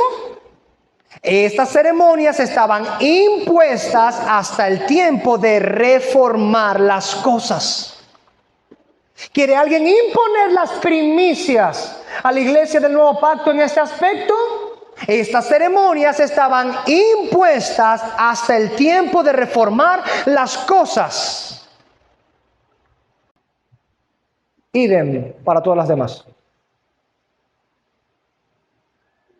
Dios nunca tuvo la intención de que el pueblo quedara para siempre realizando aquellas ceremonias, las cuales por obvias razones no podían hacer lo que señalaban. Ninguna de estas cosas estaban pensadas por la voluntad de Dios a permanecer de esa manera.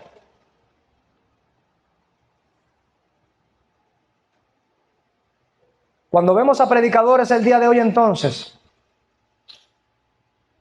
cuando vemos a falsos maestros como de entre los judaizantes, de la secta mesiánica, por ejemplo, ¿no? Que hay que guardar el sábado, que hay que ponerse una kipá, que hay que guardar la fiesta de los tabernáculos, que hay que guardar la fiesta de las semanas, que aquello, que lo otro, que hay que practicar la Pascua. Yo recuerdo en una ocasión, hace un tiempo, hace varios años atrás, una mujer de ascendencia judía conoció el Evangelio. O al menos escuchó de él y profesó fe en Jesucristo. Y todo el tiempo en el que se aproximaba el período de la fiesta de la Pascua, ella la practicaba pensando en Jesucristo. No tiene ni la más mínima idea cómo en la iglesia de ella forjó todo eso un revuelo, de tal suerte que mucha gente iba para la casa de esa hermana, y por cierto era esa hermana la que dirigía la celebración de la Pascua en su casa, junto con gente cristiana del Nuevo Pacto. ¿Por qué sucede algo así? Es porque alguien no ha entendido lo que significaba la Pascua. Así de sencillo. Dicho sea de paso que tampoco la practicaba como lo manda realmente la palabra del Señor.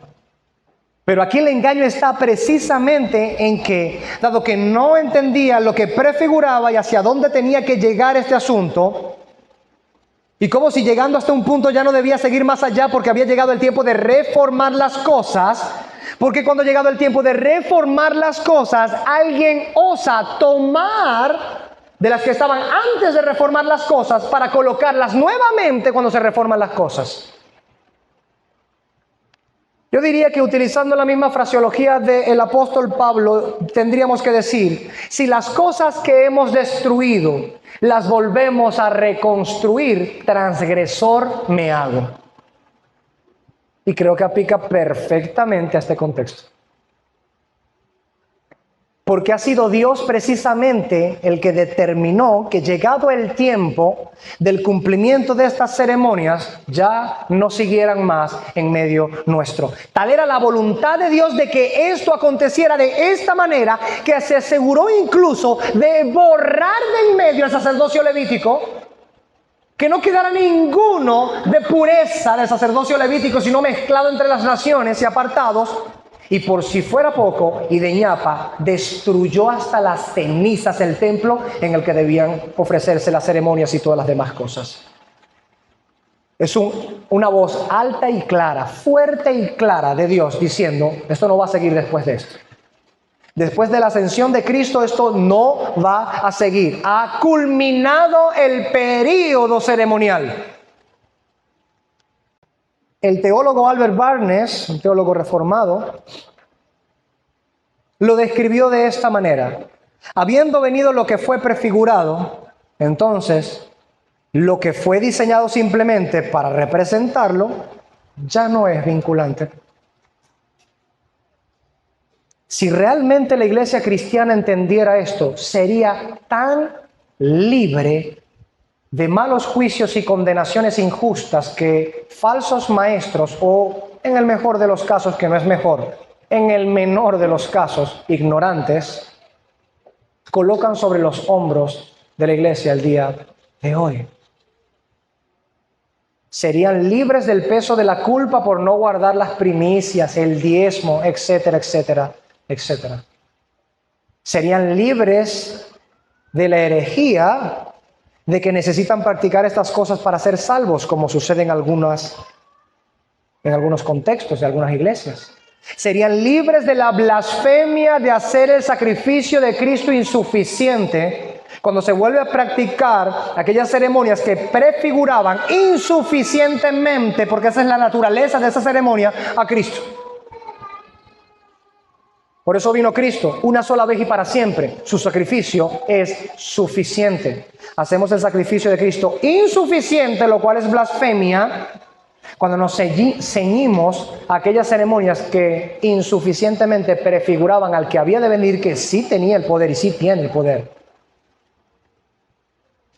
de realizar lo que dice. Es el caso del sumo sacerdocio levítico, el cual no era en sí mismo el objeto señalado, sino sombra del verdadero y mejor sumo sacerdocio. Esto es explicado en Hebreos capítulo 7, mostrando cómo la ley del mandamiento que ordenaba el sumo sacerdocio por descendencia levítica y dentro de la casa paterna de Aarón, queda ya sin efecto por ya no tener nada que hacer entre nosotros después de haber llegado aquel cuya vida es indestructible y presenta mejores y más seguros sacrificios a Dios que los antiguos.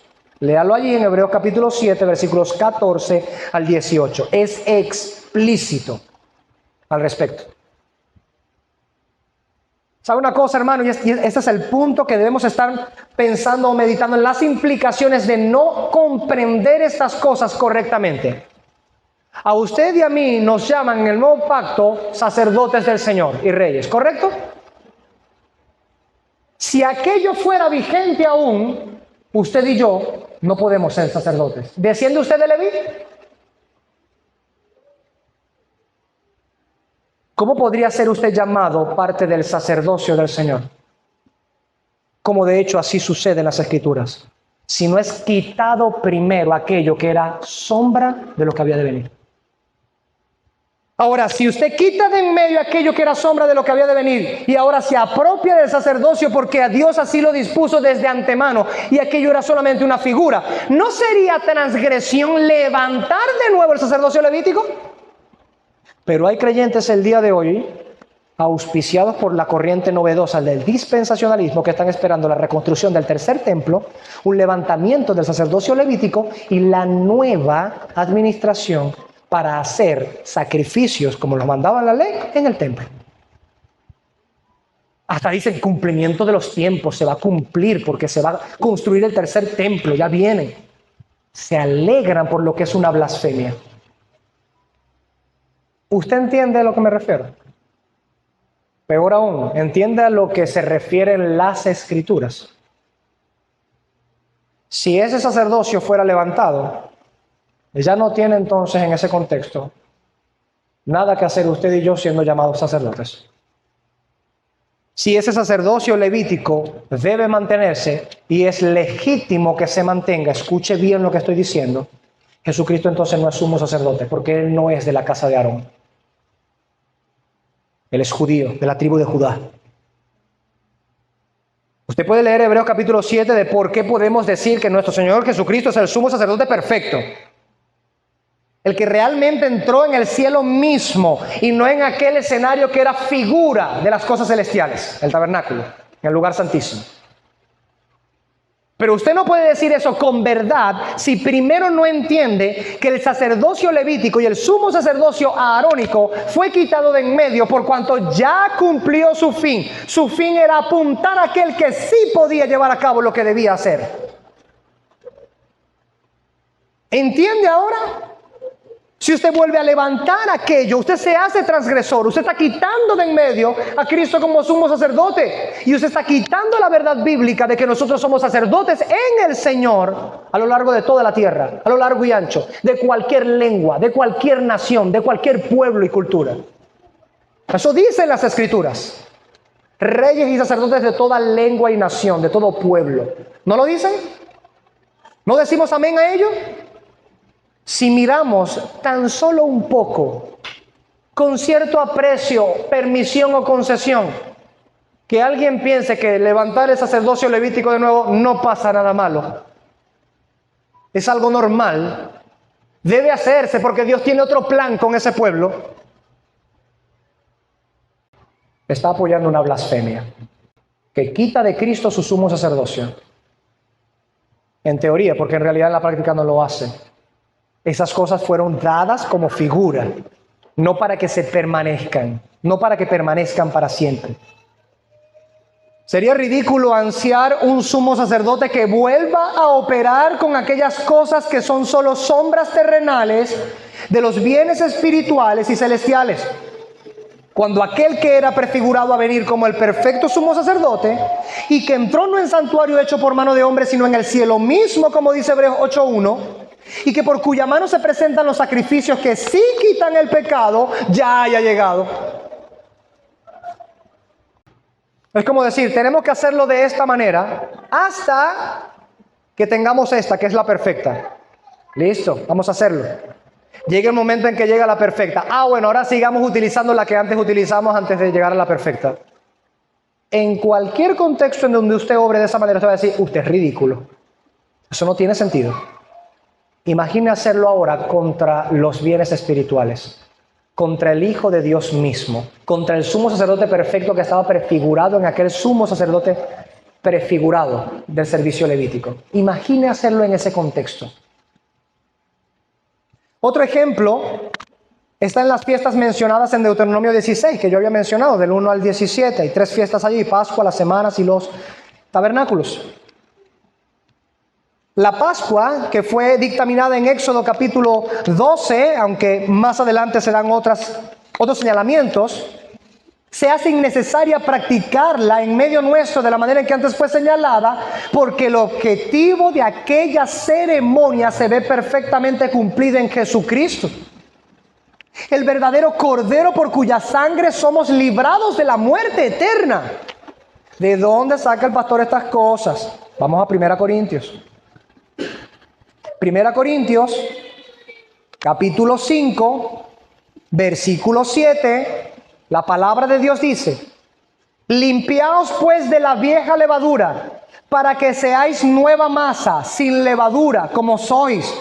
Porque nuestra Pascua, que es Cristo, ya fue sacrificada por nosotros. ¿Qué dice la palabra del Señor? ¿Que la Pascua debe seguir siendo sacrificada? Hermano, pretérito perfecto, ya fue sacrificada.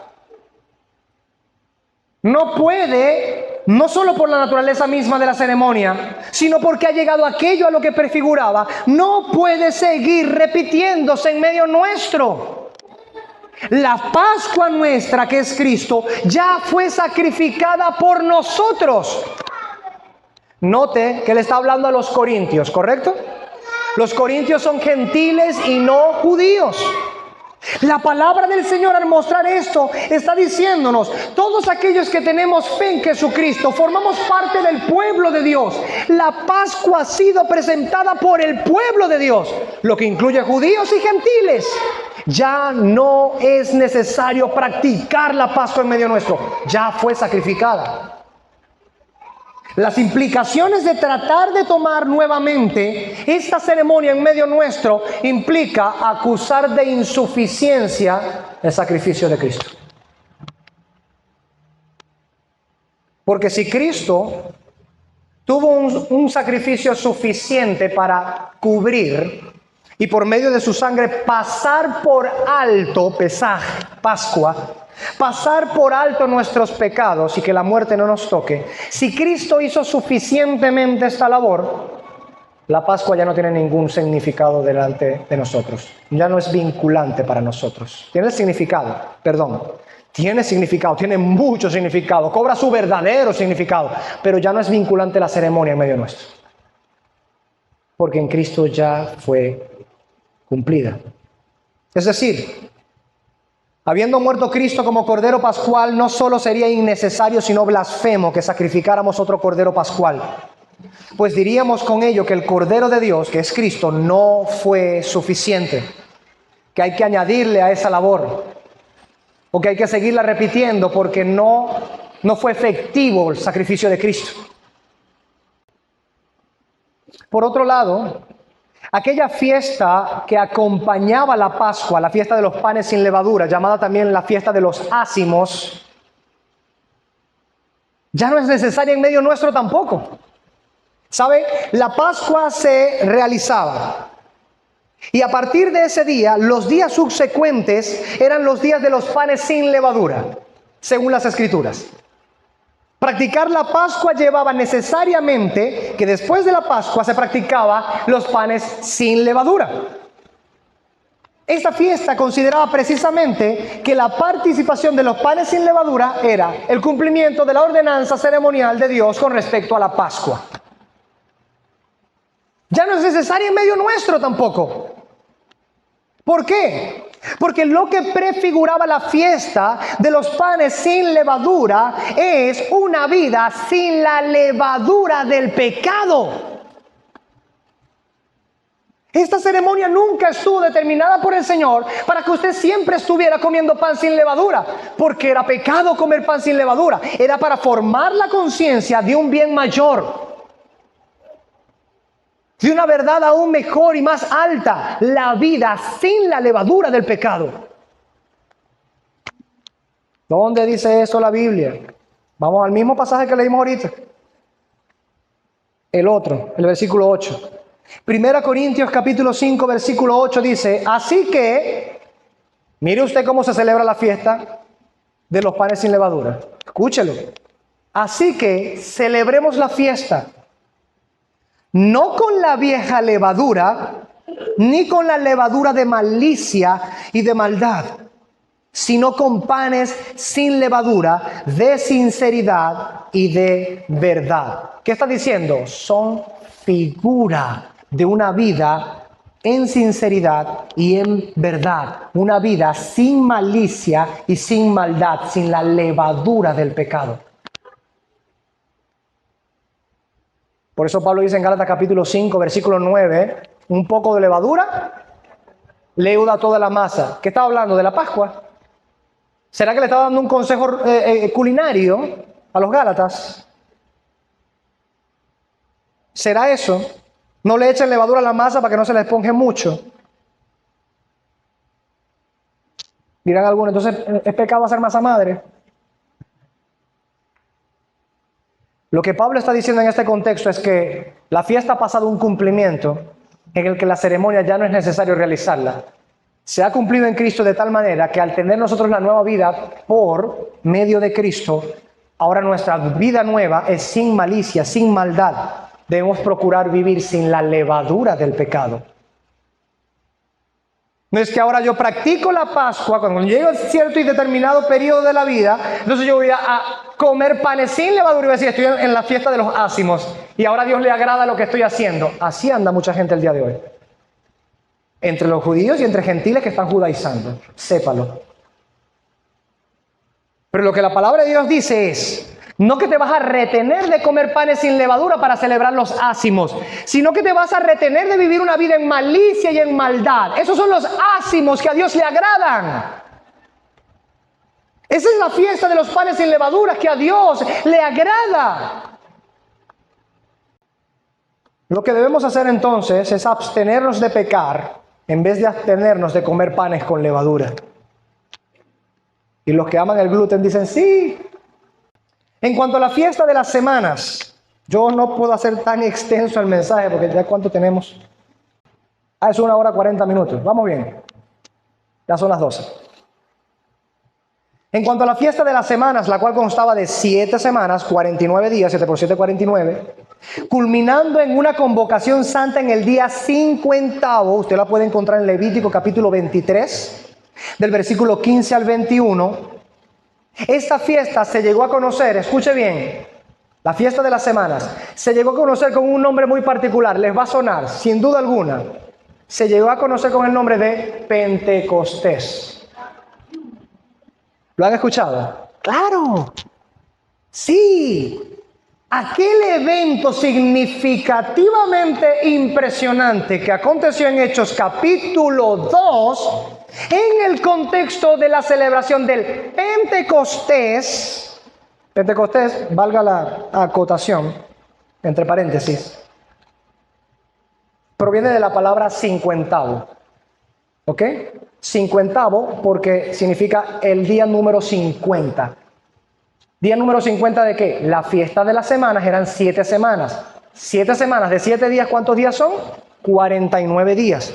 El Señor mandó ahí en Levítico 23, en la cita que les mandé a leer, que después del día 49, el día 50, convocaran la Santa Asamblea para que Dios pudiera hacer lo que iba a hacer. ¿Ya les suena? Entonces el día 50, donde el Señor, por supuesto, con su pueblo, hacía todo lo que hacía y el pueblo celebraba esto y daba acciones de gracias al Señor por su presencia y todas las demás cosas, en el día 50, en la fiesta que fue conocida como el Pentecostés por el día 50, quiere decir el día 50 después de la Pascua. Está la Pascua. 7 semanas después, en el día 50, es el Pentecostés. ¿Qué día murió Cristo? El día de la Pascua. 50 días después, ¿qué se estaba celebrando? El Pentecostés. Qué extraño que estas cosas hayan coincidido de esa manera. ¿No será que Dios las determinó de esa manera? Para que entendiésemos qué prefiguraban, a qué apuntaban, a qué estaban señalando. Se ve perfectamente cumplida por el suceso del descenso y derramamiento del Espíritu Santo, esta fiesta, precisamente el día de Pentecostés, como lo narran las Escrituras. Usted en Hechos capítulo 2 Desde el versículo 1 y hasta el 42, porque en el versículo 1 dice precisamente que estaban en el último día del Pentecostés, en la fiesta del Pentecostés, el día 50, que estas cosas comienzan a cumplirse. ¿Qué sucede? Que no vemos luego ni la repetición del suceso ni ninguna ordenanza a practicar esta fiesta, buscando ninguna otra cosa fuera de lo que ya había sido mostrado bíblicamente. El Espíritu Santo fue derramado sin medida y abundantemente, con señales y prodigios en medio de ellos. Selló con esto el cumplimiento del Pentecostés, y por lo tanto la fiesta ha cobrado su verdadero significado, pero la ceremonia ya no es vinculante para nosotros. Porque ahora no necesitamos la ceremonia del Pentecostés o llamar a nuestra iglesia una iglesia pentecostal para sentir que tenemos el Espíritu de Dios morando en medio nuestro, llevándonos a hacer la voluntad de Dios. Eso es una realidad que todo creyente en Cristo ya tiene por el poder del Espíritu. No tiene usted que esperar, y no, vamos a reunirnos, que sean 120, que no sean 121, que sea un aposento alto, tiene que ser un piso 1, no puede ser en la planta baja, para que entonces sea derramado el Espíritu y tengamos lengüitas en la cabeza repartidas. ¿Entiende a lo que me refiero? Cuando estas cosas se organizan de esta manera, están perdiendo de vista, de foco, cuál es el sentido verdadero y el objetivo de esas fiestas. Es como si entonces Dios no las hubiese cumplido. Por otro lado, en cuanto a la fiesta de los tabernáculos, Levítico 23 también, pero del 34 al final, al 44. Al pueblo le había sido mandado celebrar esta fiesta morando en tiendas, en tabernáculos, en chozas hechas de enramadas. ¿Le suena la palabra enramadas?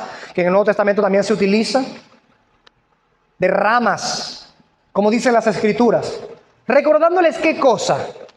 Que el Señor y el pueblo habían morado juntos en tabernáculos en el desierto. En Números capítulo 2, en el versículo 2 y en el versículo 17 y un montón de pasajes más, nos muestra que la idea del tabernáculo de Dios, morando en medio de pueblo que estaba morando en tabernáculo, toda esta fiesta de los tabernáculos era una especie de recordatorio. Nuestro Dios está en su tabernáculo en medio de todos nosotros. Nuestro Dios está en medio nuestro. Nuestro Dios ha hecho tabernáculo en medio nuestro. ¿Les va sonando la idea? Debería. Puede decirse y debe afirmarse que esta fiesta se ve cumplida cuando el Dios Todopoderoso se hizo carne y habitó en medio nuestro.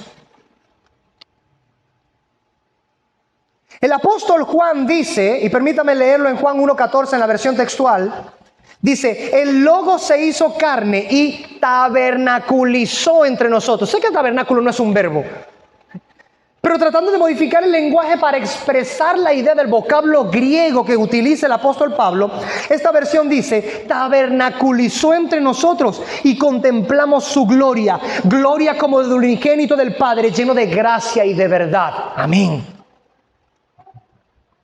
La idea que el apóstol Juan tiene en este vocablo que usa Juan hace referencia, 1, a los tabernáculos que se usaban para este fin, y 2, a la gloria que había descendido sobre el tabernáculo en el momento en el que el tabernáculo fue erigido y presentado delante del Señor.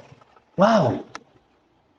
Cuando estábamos llevando a cabo la segunda predicación de este segmento acerca del pacto mosaico como un pacto de comunión, estuvimos escudriñando precisamente cómo en Cristo esto se reunía de una manera mucho más precisa y más amplia. Lo estuvimos viendo allá. Quien necesite mayor información al respecto o no la recuerde puede revisar la predicación antepasada.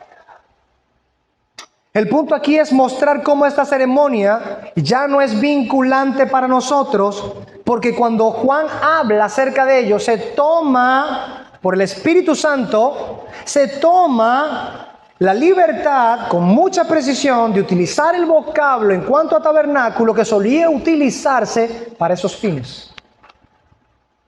Lo que Dios por medio de este texto nos está diciendo es, yo hice tabernáculo en medio de ustedes por medio de Cristo. Realmente Cristo es Emmanuel, el Dios con nosotros, Dios en medio nuestro.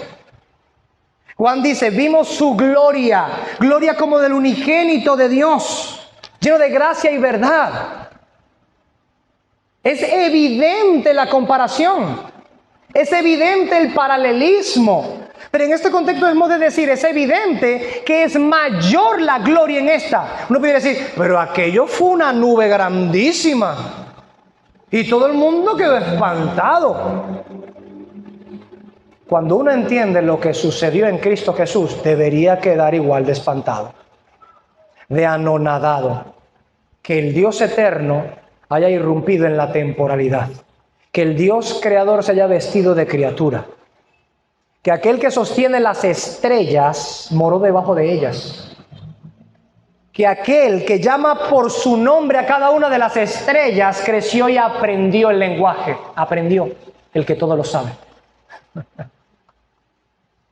La gloria del Dios vivo y verdadero entonces hizo tabernáculo en medio nuestro como había hecho en aquel tiempo, en la encarnación de la persona del Hijo de Dios. En el último día de esta fiesta, narrada en los evangelios, el Señor Jesucristo se pone de pie y exclama: si alguien tiene sed, que venga a mí y beba. El que cree en mí, como ha dicho la Escritura, de lo más profundo de su ser brotarán ríos de agua viva. Usted encuentra esas palabras en Juan capítulo 7. Los versículos del 37 al 39. ¿Y eso qué tiene que ver con la fiesta de los tabernáculos? ¿Usted cree que no tiene nada que ver? ¿Que las palabras son por azar? ¿Que aparecen de la nada? ¿Que no tienen ninguna conexión con absolutamente más nada? Permítame decirle rápidamente esto, para ir culminando. Hay un montón de cosas que decir, me siento desarmado. Con una jarra de oro se solía tomar agua corriente, agua de las corrientes, para llevarla a Jerusalén y en el templo derramarla delante de la presencia de Dios como una ofrenda de libación. Rememorando de esta manera a una frase que se vuelve muy habitual en el Antiguo Testamento, y es: brotarán como ríos desde Jerusalén hacia todas partes. Ríos que traerán sanidad, ríos que traerán libertad, ríos que traerán nutrición al alma, justicia, sanidad para las naciones, etc. Figura que luego vuelve a repetirse también en el último libro de la Biblia, hablando precisamente acerca de aquel trono de donde brotaban las aguas, ¿no? ¿Cuál es el punto con respecto a esto? Eso hacían ellos y no entendían realmente por qué lo hacían. Y Cristo se para en medio de ellos. Imagine la escena, hermano. No se haga una figura de Cristo, hágame el favor, no peque. Pero imagine el escenario. Cristo aparece en medio de ellos en el gran día de la fiesta de los tabernáculos, en donde el agua debe ser derramada con la jarra de oro para simbolizar las aguas que corren desde el trono de Dios para dar libertad, para dar sanidad, para dar justicia. Y Él dice en ese contexto: vengan a mí y beban.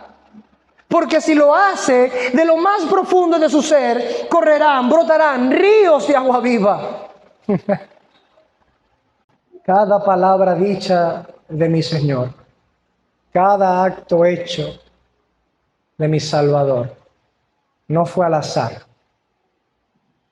sino en cumplimiento de lo que estaba escrito, para traernos por medio de eso las verdades que por medio de aquellas figuras habían sido prometidas, los bienes espirituales y celestiales que habían sido prefigurados por aquellas ceremonias, toman en Cristo su cumplimiento para darnos lo que había sido figurado. Ya no la sombra, ahora el cuerpo. Ya no la figura, ahora la sustancia. Bendito sea nuestro buen Dios. Culmino la exposición del tercer punto con un pensamiento de William Hendrickson y Simon Kitzmaker en su comentario a la epístola de los Colosenses. Los preceptos del Antiguo Testamento habían servido para un buen propósito, pero ahora que Cristo y la salvación en Él han llegado, ¿pueden seguir siendo útiles aquellas sombras? La respuesta es no.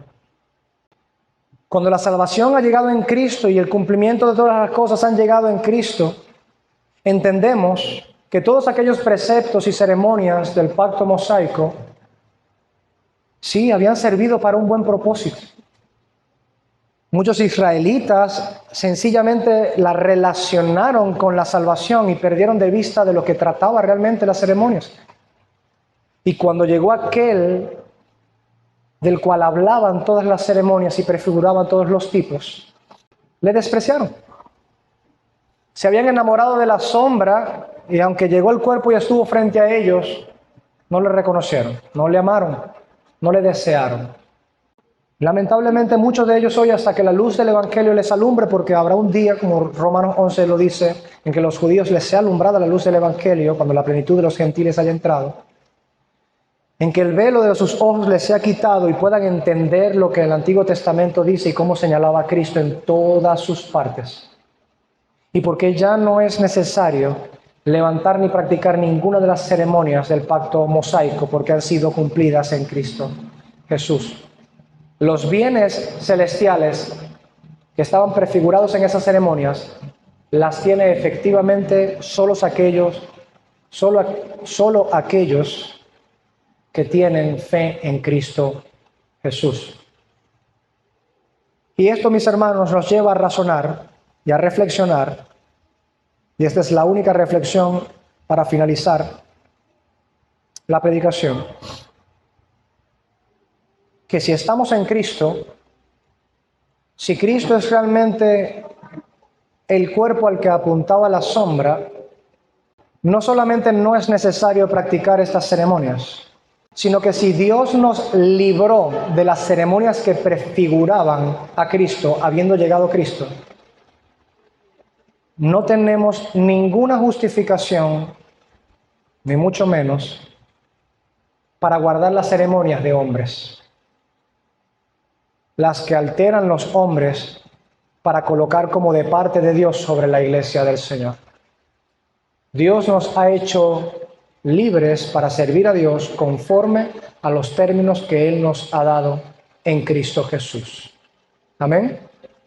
Esta es la razón por la que las ceremonias del Antiguo Pacto no deben celebrarse el día de hoy.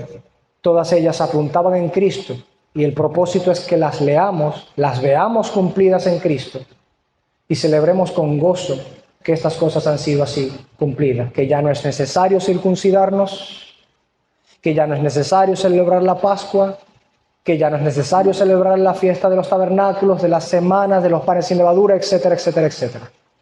En Cristo tenemos el cumplimiento de estas cosas y la efectiva comunicación de esos bienes celestiales para la iglesia del Señor, que es el cuerpo de Cristo. Amén. Puestos de pie, vamos a orar para concluir con nuestra predicación. Amado Padre Celestial, te damos gracias, bendito Dios, porque nos has permitido escuchar la predicación de tu palabra. Señor, han sido 2 horas de la exposición de este último sermón sobre este segmento del pacto mosaico. Danos entendimiento, Señor. Todavía quedan muchas cosas que pudieron haberse explicado, Señor, lo sé. Y en un sentido pesa también, Señor. Pero yo sé que se han sentado las bases seguras y firmes, bíblicas, para lo cual un corazón cristiano que ama tu palabra pueda entender que ya no debe estar sujeto a ninguna forma judaica, a ningún pensamiento de ninguna persona que se haga llamar como se haga llamar, pastor, apóstol, patriarca, querubín, como se quiera llamar, para reducirnos a practicar aquellas cosas que eran sombras y blasfemar contra aquel que estaba prefigurado en estas sombras. Te ruego que nos sigas dando entendimiento, Padre, y nos des la valentía para poder servirte y adorarte conforme está señalado en tu palabra para nosotros, en la administración pactual que nos concierne seguir el día de hoy. Bendice a este pueblo, tu pueblo, Señor, tu iglesia, tu Israel, como dice tu palabra, aquel que está compuesto de todos aquellos que son creyentes en Cristo, porque no hay diferencia. Bendice a tu pueblo, bendice esta iglesia local, Señor, y haznos crecer en gracia y en conocimiento. Ayúdanos a colocar todo lo que hemos aprendido de este pacto donde va, no aislarlo, no mutilar tu palabra, sino colocarlo donde tú estás tejiendo el hilo de la historia, de la narrativa de la redención en las Escrituras. y hacerlo parte precisamente como una administración más del pacto que de gracia tú has hecho para acercarnos a ti. Porque todas esas cosas nos muestran precisamente tu gracia. Todas esas figuras de un cordero que muere en lugar de los pecadores, todas esas ceremonias, aunque eran figuras, eran dadas por gracia para observar tu gracia y finalmente cuando llegara Cristo ser efectiva tu gracia. Gracias, amado Padre Celestial, por esto. En el nombre de Cristo Jesús te agradecemos. Amén.